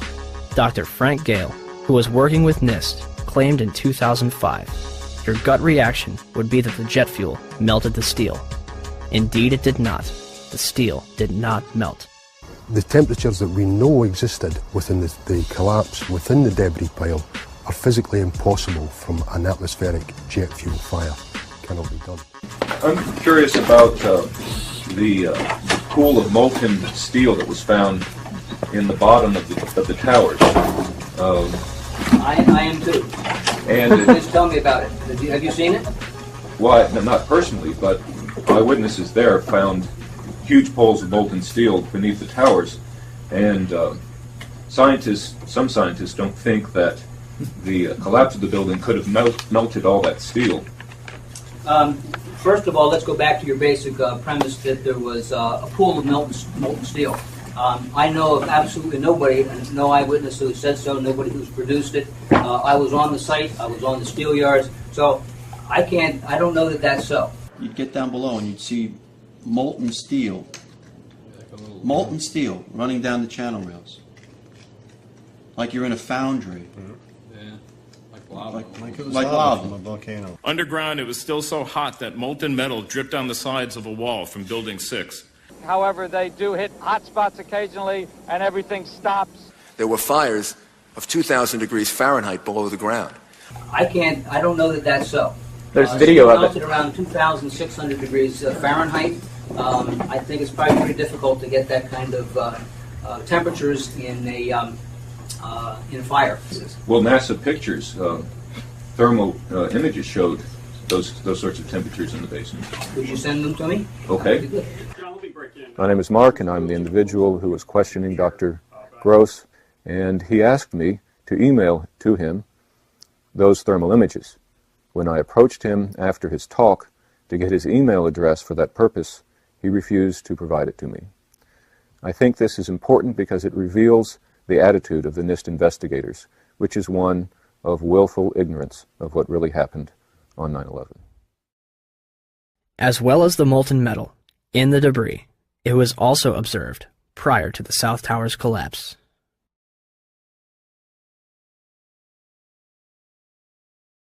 Also, a minute and 20 seconds before collapse, large amounts of white smoke begin pouring from the base of the South Tower.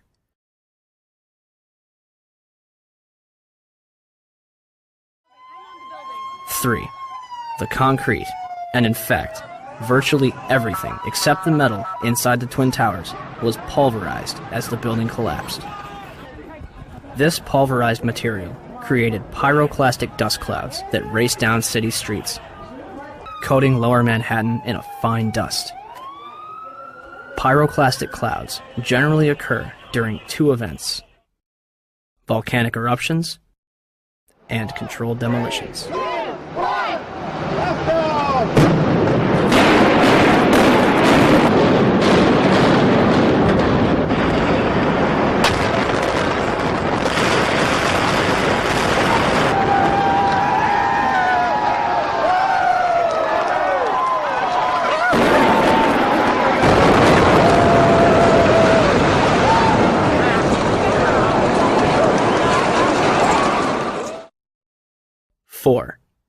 Steel beams weighing up to 200,000 pounds were thrown laterally up to 500 feet. A cross-section from the World Trade Center, weighing approximately 300 tons, was embedded in the southeastern corner of the American Express building. This piece would have had to travel at least 390 feet, maintaining enough kinetic energy to embed itself in the corner of the building. What we should have seen in the debris pile was a pyramidal shape. If it had been a gravity-driven collapse, we would have seen a roughly pyramidal shape or a conic shape. What we actually did see was a massive ejection of dust and debris and large sections of steel from well away from the towers, tens of metres away from the towers. That's hard to see a reason for that within a gravity-driven collapse. 5. Firefighters and eyewitnesses reported a series of explosions before and during the collapses. And we heard the noise associated with an implosion. Secondary explosion on Tower 2. Some sort of explosive device. We're obviously having a bit of trouble right now maintaining our location because we just heard one more explosion.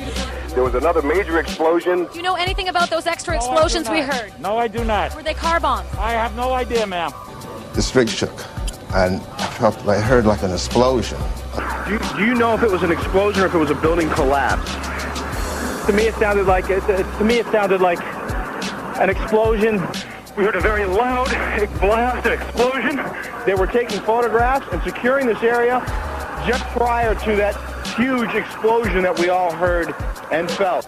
Not clear now is why this explosion took place. When there was some sort of collapse or explosion. From street level, as though it had exploded up, a giant rolling ball of flame, and the firefighters screamed, "Run!" There was this blast of warm air. It wasn't hot. It was warm. And it picked me up and threw me up against the wall of the building. You were picked up off the ground. Physically picked up off the ground. I remember an explosion. At that point, I got knocked out. I don't remember anything. Then I got up, and I looked out the window because the windows exploded, and the street below caved in. And at that point, there was like fireballs coming up. An hour later than that, we had that big explosion from much, much lower. I don't know what on earth caused that. About 15 minutes after they made their entry, we heard a boom. I don't know if that was the infrastructure that was going or another explosion. Again, there has been a second explosion. John, just seconds ago there was a huge explosion, and it appears right now the second World Trade Tower has just collapsed. All of a sudden I heard rumbling, and we all started running away from it.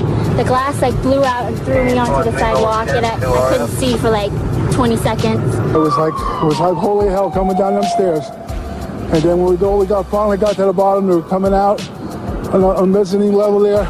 And another explosion came right from it, just everyone flying. We stuck on the stairs for a while. We finally got down to the lobby. Then we get to the lobby, it was this big explosion. So I was real lucky. I don't know what happened to the people behind me when that blast occurred. And it was actually on the 78th floor of the second tower, and was evacuating the tower and experienced all these explosions and made his way back down. We presume because of the initial explosion, there may have been secondary explosions as well that were detonated in the building by these terrorists. There was a secondary explosion, probably a device either planted before or on the aircraft that did not explode until an hour later. I heard a second explosion and another rumble and more smoke and more dust. I ran inside the buildings, the chandeliers shook, and again, black smoke filled the air. Within another 5 minutes, we were covered again with more silt and more dust. And then a fire marshal came in and said we had to leave because if there was a third explosion, this building might not last. Eyewitnesses also reported that explosions had taken place in lower levels of both the North and South Tower. They were having coffee in the World Trade Center when the first plane struck. And all of a sudden it sounded like, I don't know where the subway is, but it sounded like a subway collision, a bomb, and it was just pounding, boom, boom, boom, and I literally thought the subway had exploded. And the ladies that are with me were in the World Trade Center in the first building and escaped through the lobby where they report that they believe there was a bomb in the lobby. Just get out of the tunnel and the blue. The subway tunnel? Yeah. Yes, I was right there. I was down in the basement, came down, all of a sudden the elevator blew up, smoke. I dragged the guy out, his skin was hanging off, and I dragged him out, and I helped him out to the ambulance. And when I got up to the concourse level, it was just like, like gunfire, and then just 3 big explosions. And even the turnstile was burnt and was sticking up, and they just told us to run. I heard the first explosion, and the elevator blew up. And as we were coming out, we passed the lobby. There was no lobby. So I believe the bomb hit the lobby first, and a couple of seconds then the first plane hit. Firefighter John Schroeder arrived in the lobby of the North Tower shortly after the first plane struck. So we're standing there in the lobby, we're getting all together. All of a sudden, we hear... I look down to my right, and the elevators exploded, something out of like a Bruce Willis Die Hard movie. People just come running out of the elevators, on fire, fireballed. I mean, it was like, what is going on here? There's something's up here. I mean, the plane's up there, now there's fire down here. People run around all on fire. This is crazy. So we were heading up to the 24th floor of the stairwell, and all of a sudden we heard, Mayday, Mayday, second plane, second plane. Swift, we're looking at each other like, come on, second plane? There's no way there's a second plane. Within seconds, our building got rocked. We got bounced around in the stairwell like pinballs, man. And we just said, you know what? Time to go. We got down to the lobby, and everything was blown out, exploded. Everything was... we were the only ones in the lobby now. We're going, wait a second here. Where is everybody? Because the building was coming down the outside. They moved the command post to World Trade Center, too.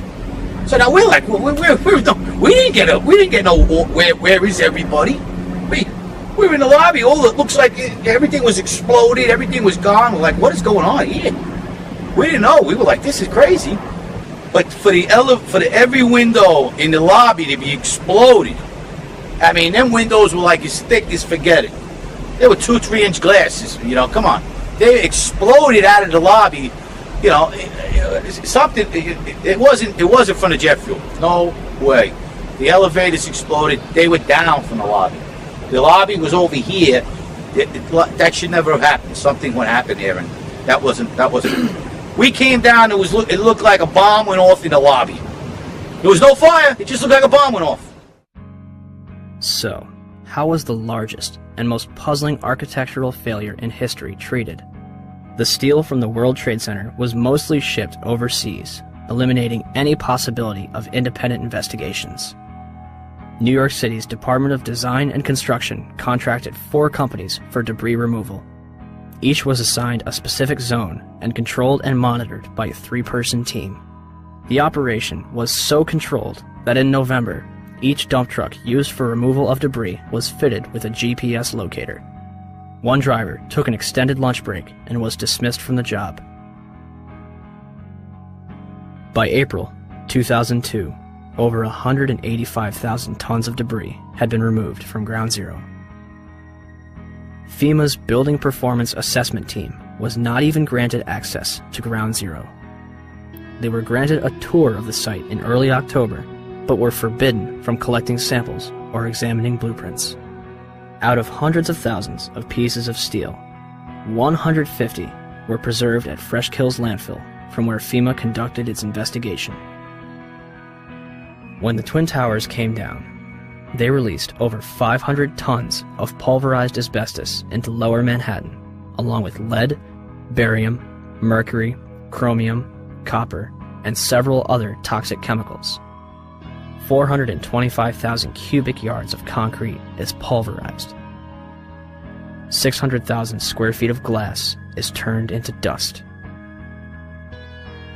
During the World Trade Center's construction, spray-on fireproofing comprised of concrete and asbestos was placed on the core columns.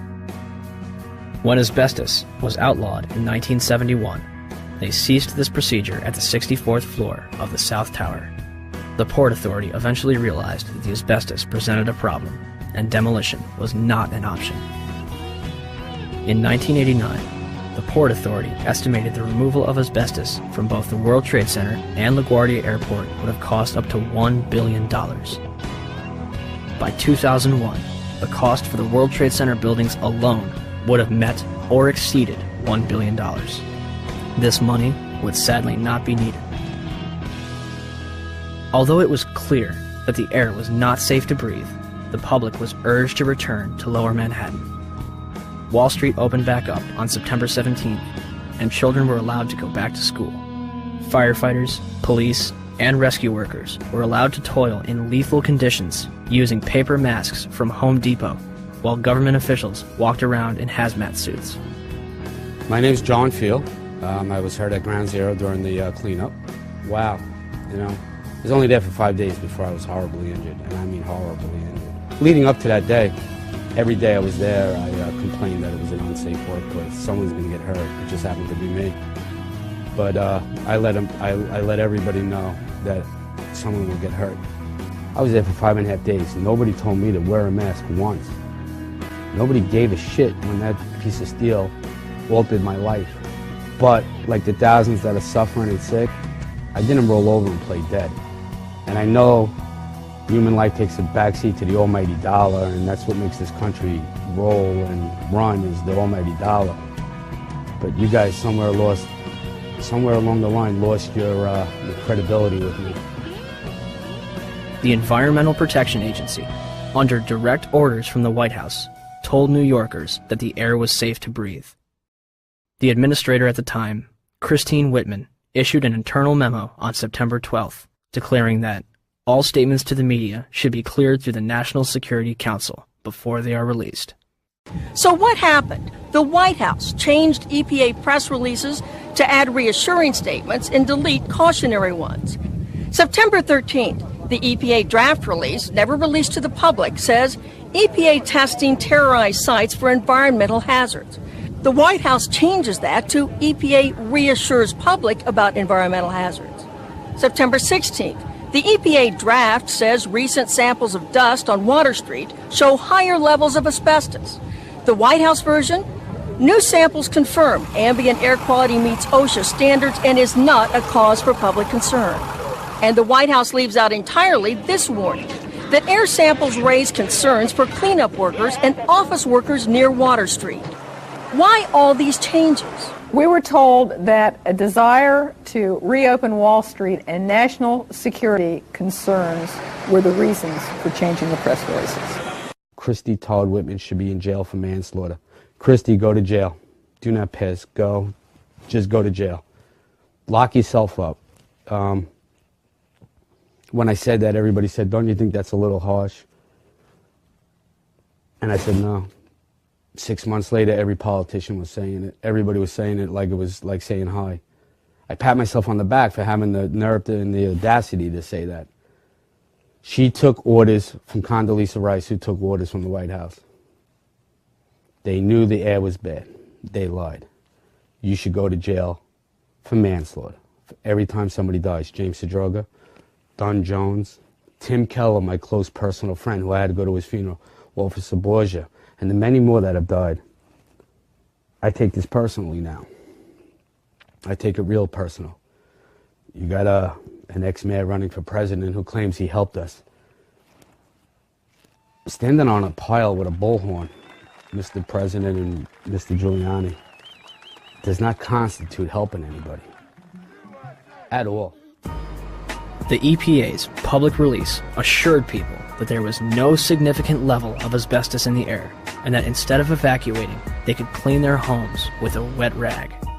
More people will die post 9/11 from these illnesses than died on the day itself. By 2006, 70% of the 40,000 Ground Zero workers had developed respiratory problems. Hundreds of them had developed cancer, and over 80 had died. To make matters worse, a large majority of the victims from the World Trade Center were denied a decent burial and treated like garbage. A pile of approximately 500,000 tons of ash located at Fresh Kills landfill contains 1,148 victims that have yet to be identified. Mayor Bloomberg has repeatedly denied family members' requests, replying, "I've only visited my father's grave once." On top of all of this, human remains were discovered up to 400 feet away from the South Tower, on the roof of the Deutsche Bank building.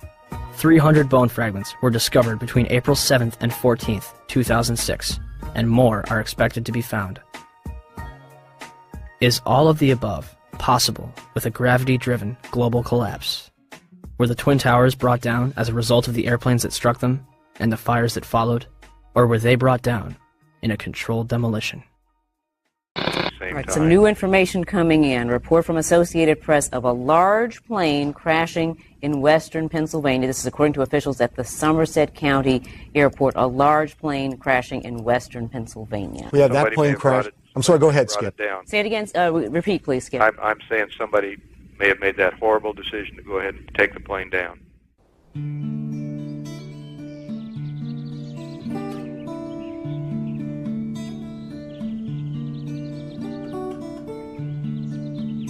(10:03 a.m.) Shanksville, Pennsylvania. United Airlines Flight 93 allegedly plows into an abandoned strip mine at 580 miles per hour. 20 minutes flying time from Washington, D.C.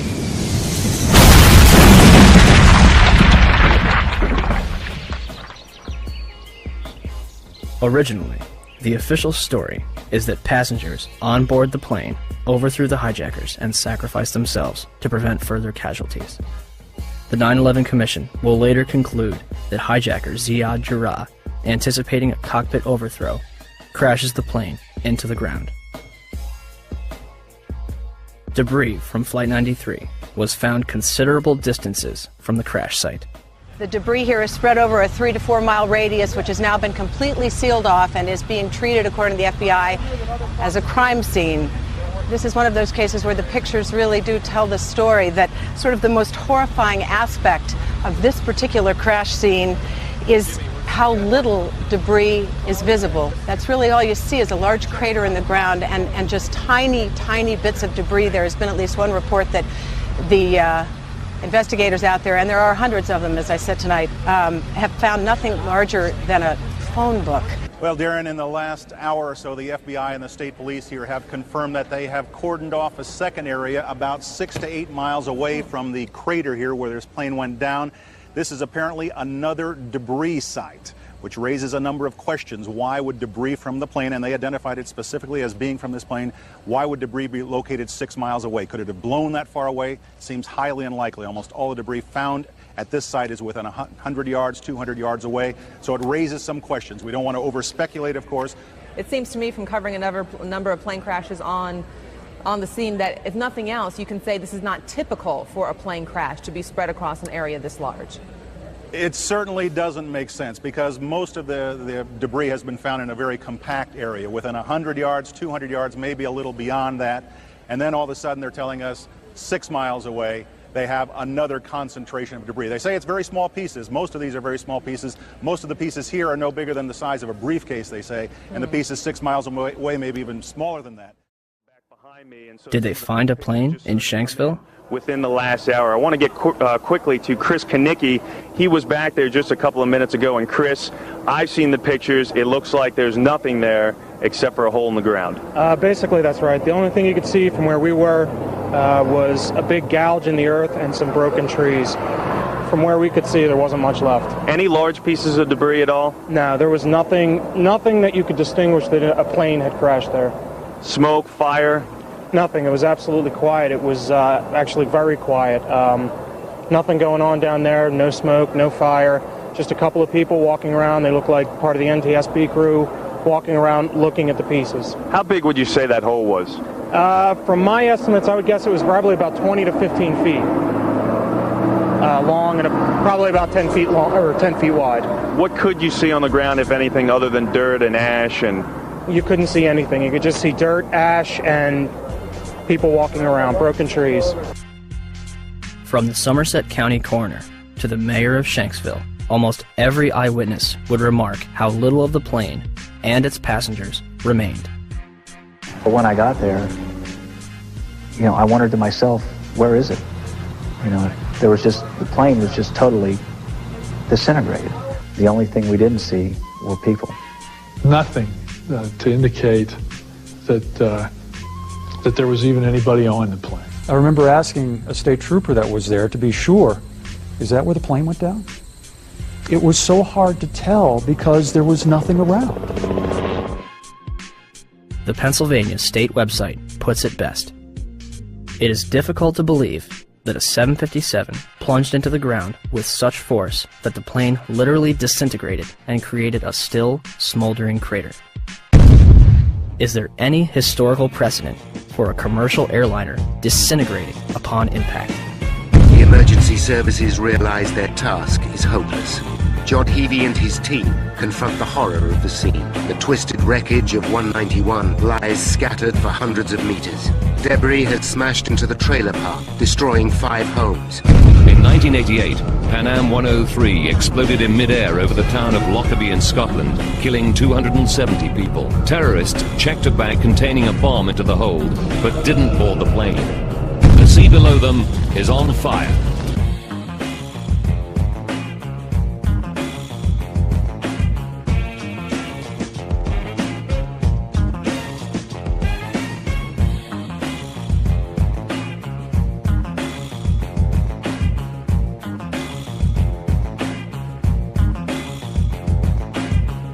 Saying that the pilot was able to dump fuel over Jamaica Bay. It immediately veered over to the right, and it came nose down, only a block away from where I was working. And the room just exploded. My daughter got blown through the patio doors. My wife got blown into the living room, and I got blown out the patio doors behind my daughter. Several blocks away from the primary crash scene, the aircraft may have been rocked by vibrations severe enough to knock the engines off the wings. Jim, let me just tell our audience what you're looking at. These are from Jamaica Bay. This is clearly a part of the plane. Yes, that would be the horizontal stabilizer, the vertical tail fin on the back of the airplane.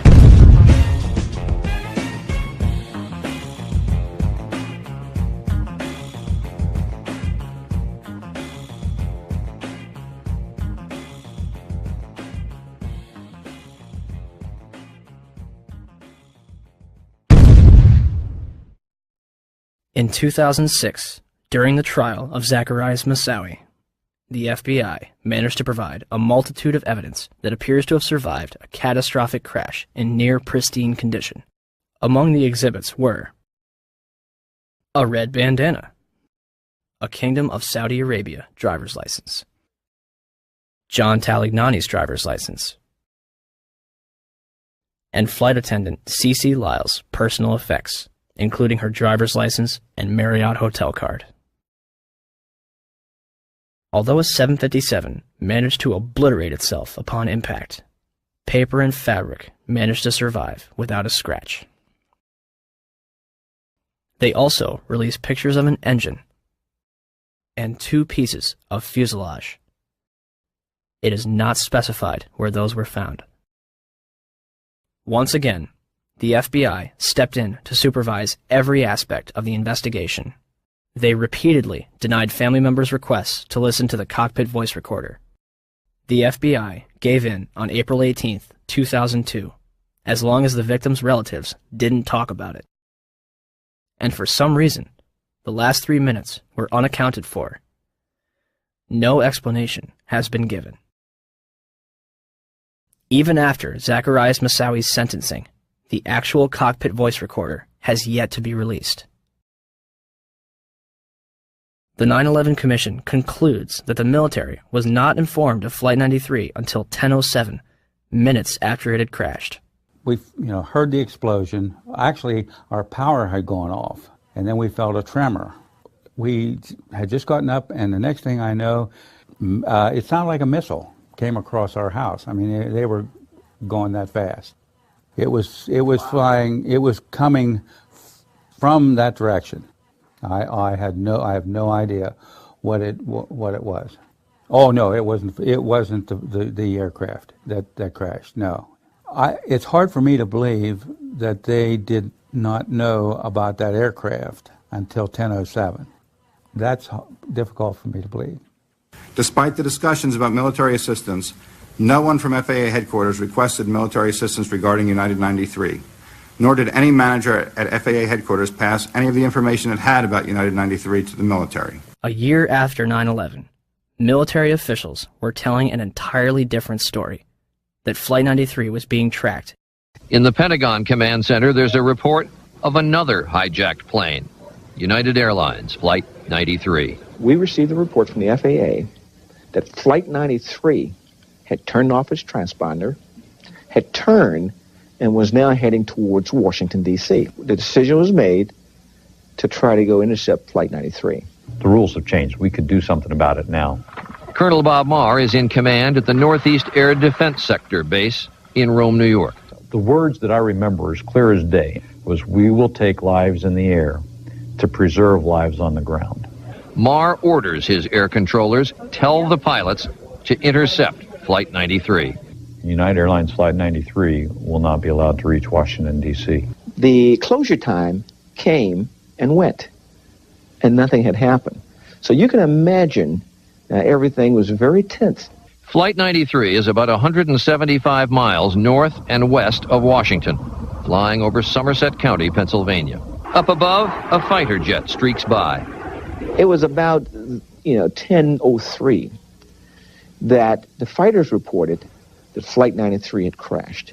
Eventually, of course, we never fired on any aircraft. When you heard the plane was down without a shot being fired at it, do you remember what you said?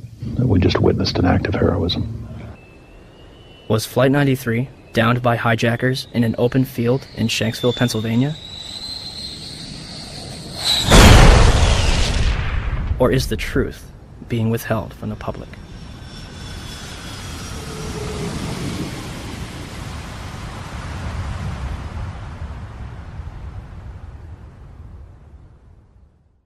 I want to tell you that we are getting word from New York right now that another building has collapsed. I understand that this is a 47-story building. It's Building 7 of the World Trade Center, we understand, has collapsed in New York. And there you saw a video of it. Now, whether we don't even know whether this was something that was engineered for safety reasons or it just happened. For the third time today, it's reminiscent of those pictures we've all seen too much on television before, when a building was deliberately destroyed by well-placed dynamite to knock it down.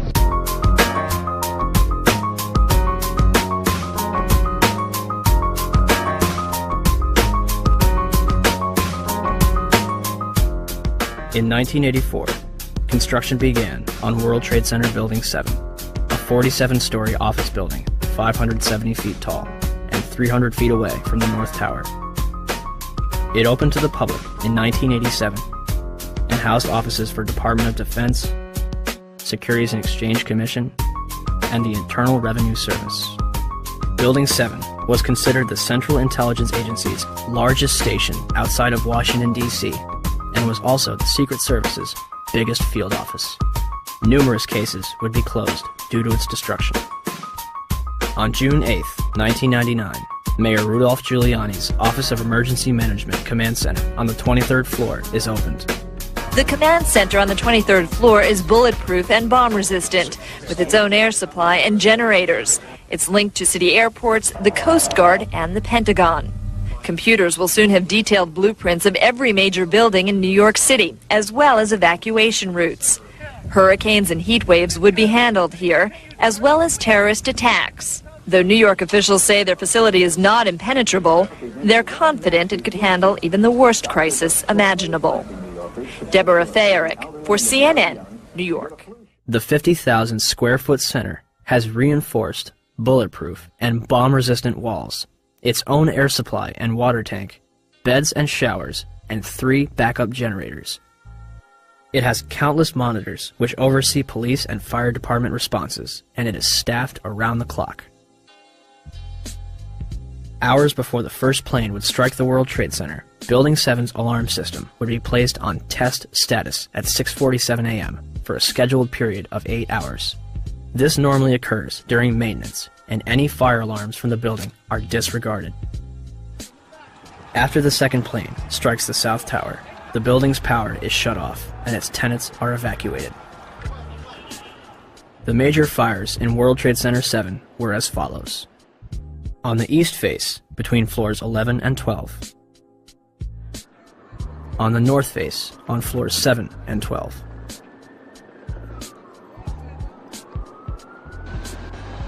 On the west face, between floors 29 and 30. Smoke obscures the entire south face of the building.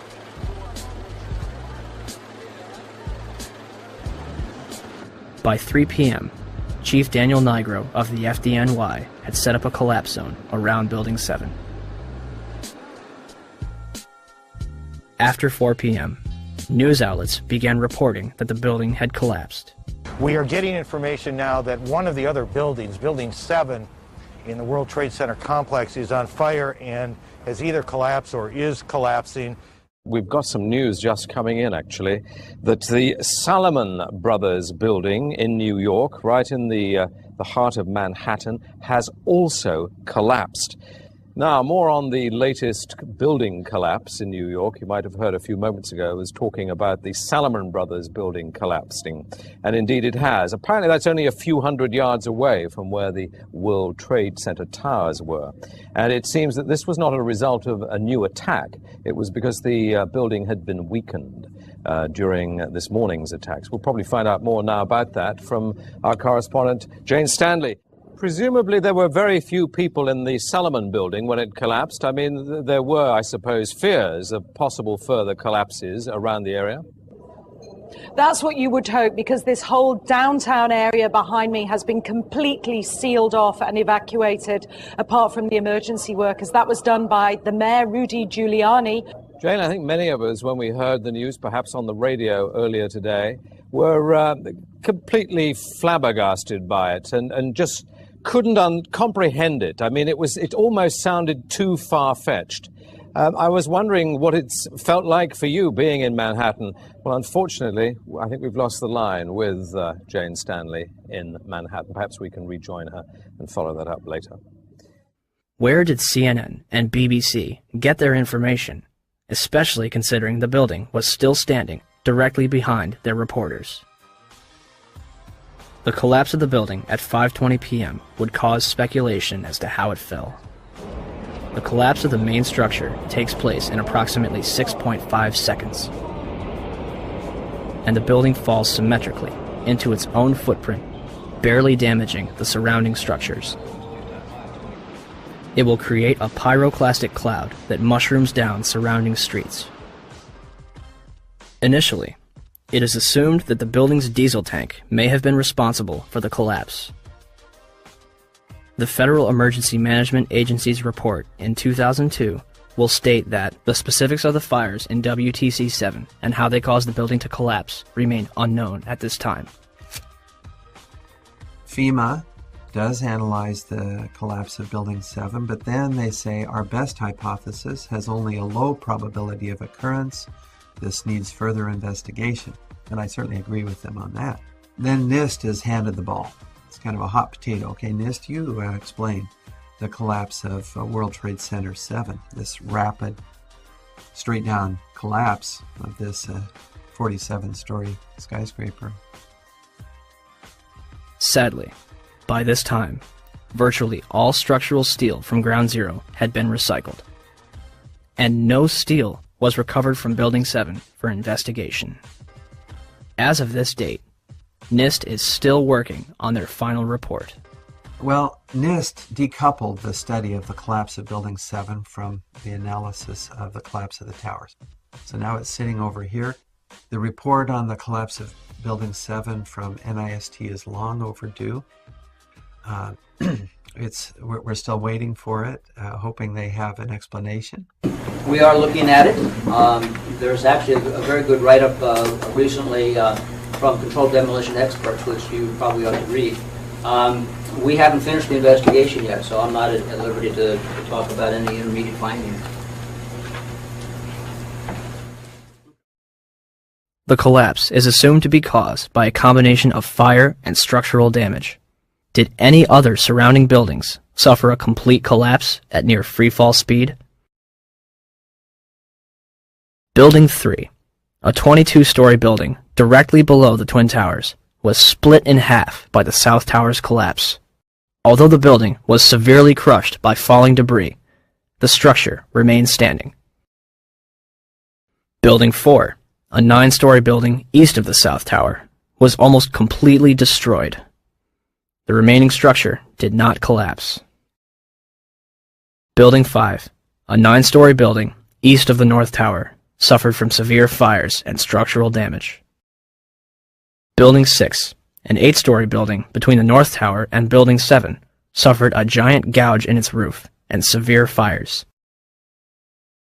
Neither Building 5 or 6 suffered global collapse. Neither did the Deutsche Bank building, which stands to this day and is currently being demolished beam by beam. Neither did the Millennium Hotel across the street. Building 7 burns over a number of floors and suffers structural damage to its south face before collapsing completely to the ground. Did anything occur inside the building that might cause a collapse? We started walking down the stairs. We made it to the 8th floor. Big explosion. Blew us back into the 8th floor. And I turned to Hesh. I said, this is it. We're dead. We're not going to make it out of here. And we have Frank Uciardo back on the phone with us, Brenda, with some New York City officials. Frank, go ahead. That's right. I'm standing here right now just off Broadway by City Hall with Michael Hess, who is the city's corporation counsel. Mr. Hess, you were trapped in, I believe, 7 World Trade Center. Go ahead, sir. Yes, I was. I was up in the Emergency Management Center on the 23rd floor, and when all the power went out in the building, another gentleman and I walked down to the 8th floor where there was an explosion, and we've been trapped on the 8th floor with smoke, thick smoke all around us for about an hour and a half. But the New York Fire Department, as terrific as they are, just came and got us out. Their experience is mentioned by NIST's interim report on Building 7. However, the authors claim it is the collapse of the North Tower. The glass on the ground floor was not even blown out. Would debris and smoke rushing up the stairway be described as an explosion? So, we have a 47-story steel-framed skyscraper, which housed various government agencies and numerous important documents, damaged less than the other World Trade Center buildings. At 5:20 p.m., all structural elements inside Building 7 simultaneously fail, and it collapses symmetrically, imploding into a pile of rubble. This building had 81 columns, 24 core and 57 perimeter, running from the basement to the roof. For the building to have collapsed the way it did, all 81 of these columns had to collapse simultaneously. Could fires on a few floors have heated up all these columns to the breaking point at the same time? Let's ask the 9/11 Commission. Governor Keane, may I ask another question, please? At 5:20 p.m. on September 11th, World Trade Center building number 7, 47-story modern frame steel skyscraper that no plane hit, collapsed into a neat little pile onto itself and exhibiting all the characteristics of controlled demolition. FEMA, in their investigation, didn't say that. They said that fire must have knocked it down, but they couldn't figure out how.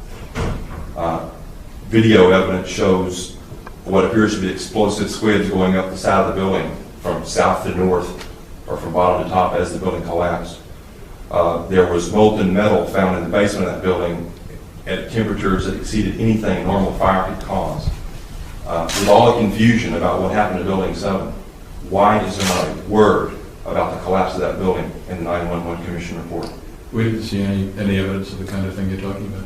We thought that was part of the tragedy of 9/11. There was no collapsed later on. There was not a loss of life in that building. And it was not part of our report. Not part of the report. Thanks. Governor? So for the 9/11 Commission to totally ignore that, I think is unconscionable and shows that they did not do a thorough job. Did Building 7 collapse because of damage from the falling North Tower? Or was it also a controlled demolition? Die moesten het doen terwijl het binnen nog brandde.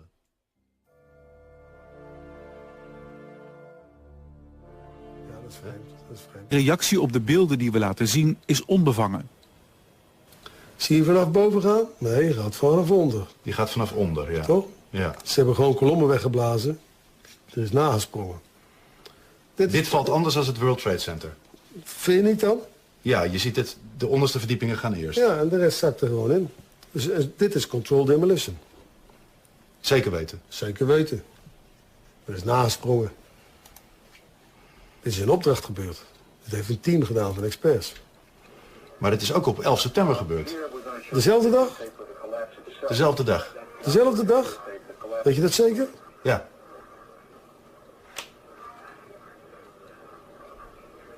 Was het zeker weten de 11e? Totaal geen waar zijn. 7 uur nadat de World Trade Center naar beneden viel. Ja? Hebben ze hard gewerkt.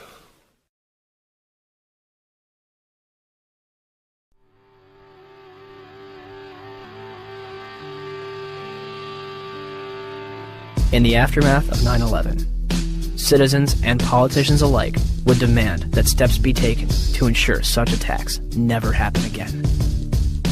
In late January 2002, Senate Majority Leader Tom Daschle receives calls from both President Bush and Vice President Dick Cheney, urging him to limit the investigation to the House and Senate committees. The administration would continue to oppose the investigation until November 2002, when Congress creates the National Commission on Terrorist Attacks upon the United States to make a full and complete accounting of the circumstances surrounding the attacks. Democratic leaders concede several aspects after the White House threatens to create the commission by executive order, giving themselves considerable control. President Bush officially signs it into law November 27, 2002, and names Henry Kissinger as chairman of the 9/11 Commission. The Chicago Tribune puts it best. Kissinger is known more for keeping secrets from the American public than telling the truth. On December 13, 2002, Kissinger resigns from the 9/11 Commission, due mostly to a congressional demand that he disclose his private business clients. It would later be revealed that Kissinger was the chief advisor to the Bush administration regarding the Iraq War, a lie which has now cost more American lives than 9/11 itself. Thomas Kean and Lee Hamilton are named as chairman and vice chairman of the 9/11 Commission. By December 16, 2002, 10 initial members of the 9/11 Commission have been appointed. Onto the stage.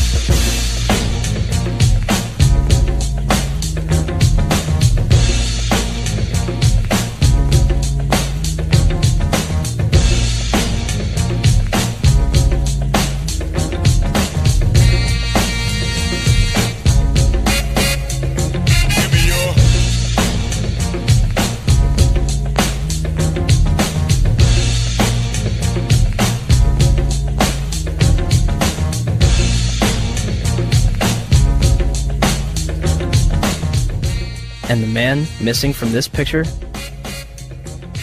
Philip Zelikow, Executive Director. He would shape both the commission and its final report.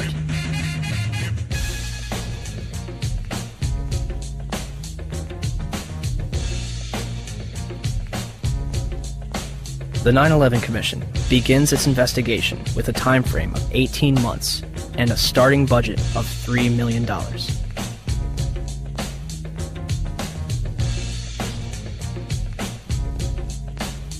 January 27, 2003. The 9/11 Commission holds its first hearing in Washington, D.C. Vice Chairman Lee Hamilton will claim a few days later, "We're not interested in trying to assess blame. We do not consider that part of the Commission's responsibility." March 26, 2003. The Bush administration denies the Commission's request for an additional $11 million in funding. 3 days later, the Commission is offered $9 million, and they accept. In April 2004, President Bush agrees to testify before the 9/11 Commission, but only if Vice President Dick Cheney joins in. Why did they insist on appearing together? The 9/11 Commission wants to ask us questions. That's why we're meeting, and I look forward to meeting with them and answering their questions. Why you're appearing together rather than separately, which was their request? Because it's a good chance for both of us to answer questions that the 9/11 Commission is looking forward to asking us, and I'm looking forward to answering them. On April 29, 2004, behind closed doors, President Bush and Vice President Dick Cheney appear together before the 9/11 Commission for approximately 3 hours. They are not placed under oath, their testimony is not recorded, and the Commission's notes are subject to White House censorship. Mr. President, as you know, a lot of critics suggested that you wanted to appear jointly with the Vice President so that you two could keep your story straight or something. Yeah. Could you tell us what you think of the value of appearing together and how you would answer those critics? Yeah, first of all, look, I mean, if we had something to hide, we wouldn't have met with them in the first place. I came away good about the session. I think they found it to be useful. Yeah, Adam. Mr. President, Yes. don't you think that the families deserve to have a transcript or to be able to see what you Adam, said? you asked me that question yesterday.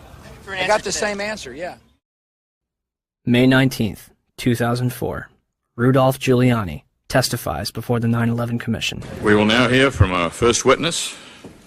very distinguished former mayor of New York City, Rudy Giuliani.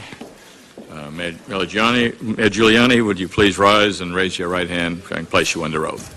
And the fact that so many of them interpreted it that way kept a much calmer situation and a much better evacuation. These people. I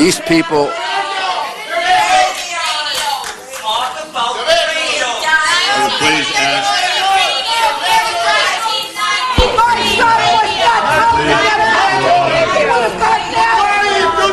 My son was murdered!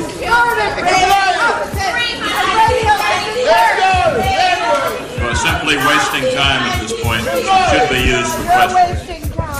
Please. Thomas Kean and Lee Hamilton will later claim in their book, Without Precedent, that they were too soft on Mayor Giuliani. One of the questions they failed to ask was who warned him that the South Tower was going to collapse.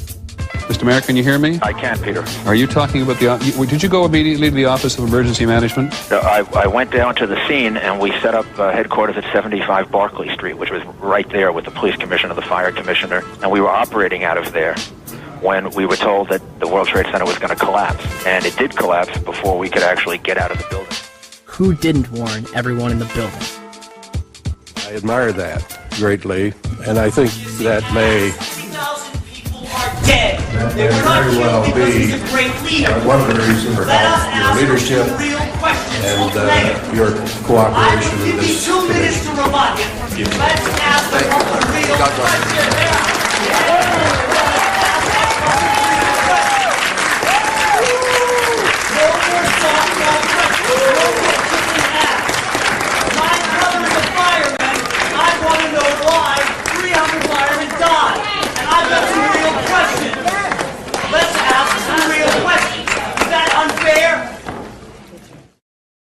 The 9/11 Commission would release its final report on July 22nd, 2004, and closed its doors on August 21st.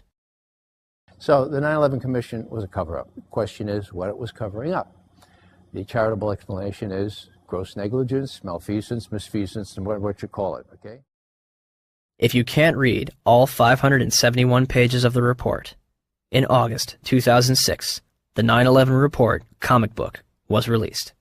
It should tell you all you need to know.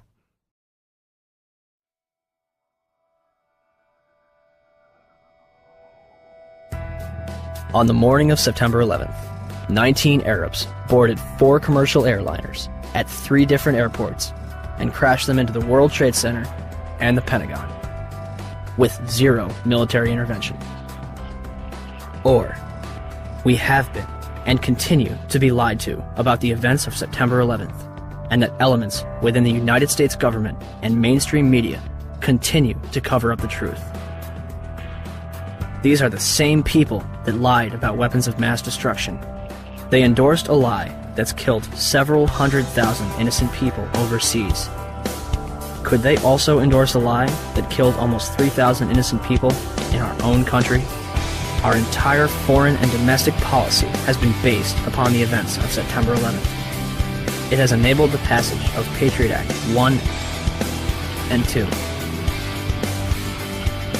established the Department of Homeland Security, facilitated the invasions of Afghanistan and Iraq, and used to pass the Military Commissions Act, which officially ended habeas corpus. Habeas corpus in Latin means you have the body. It's a provision in the law where no one can just scoop up someone, put them in a black hole, and keep them there without that person having the right to appeal to a court and say, you have the body, now what do you charge this person with, and what redress does he or she have? As well as domestic surveillance, all in the name of fighting terrorism. And who ends up paying for all this? You do. Your children do. When President Bush entered office, he inherited a $284 billion surplus. His administration is now responsible for 4 out of the top 5 deficits in history. The 5th place belongs to his father. As of November 2nd, 2005, the Bush administration had borrowed more from foreign nations than all previous administrations combined.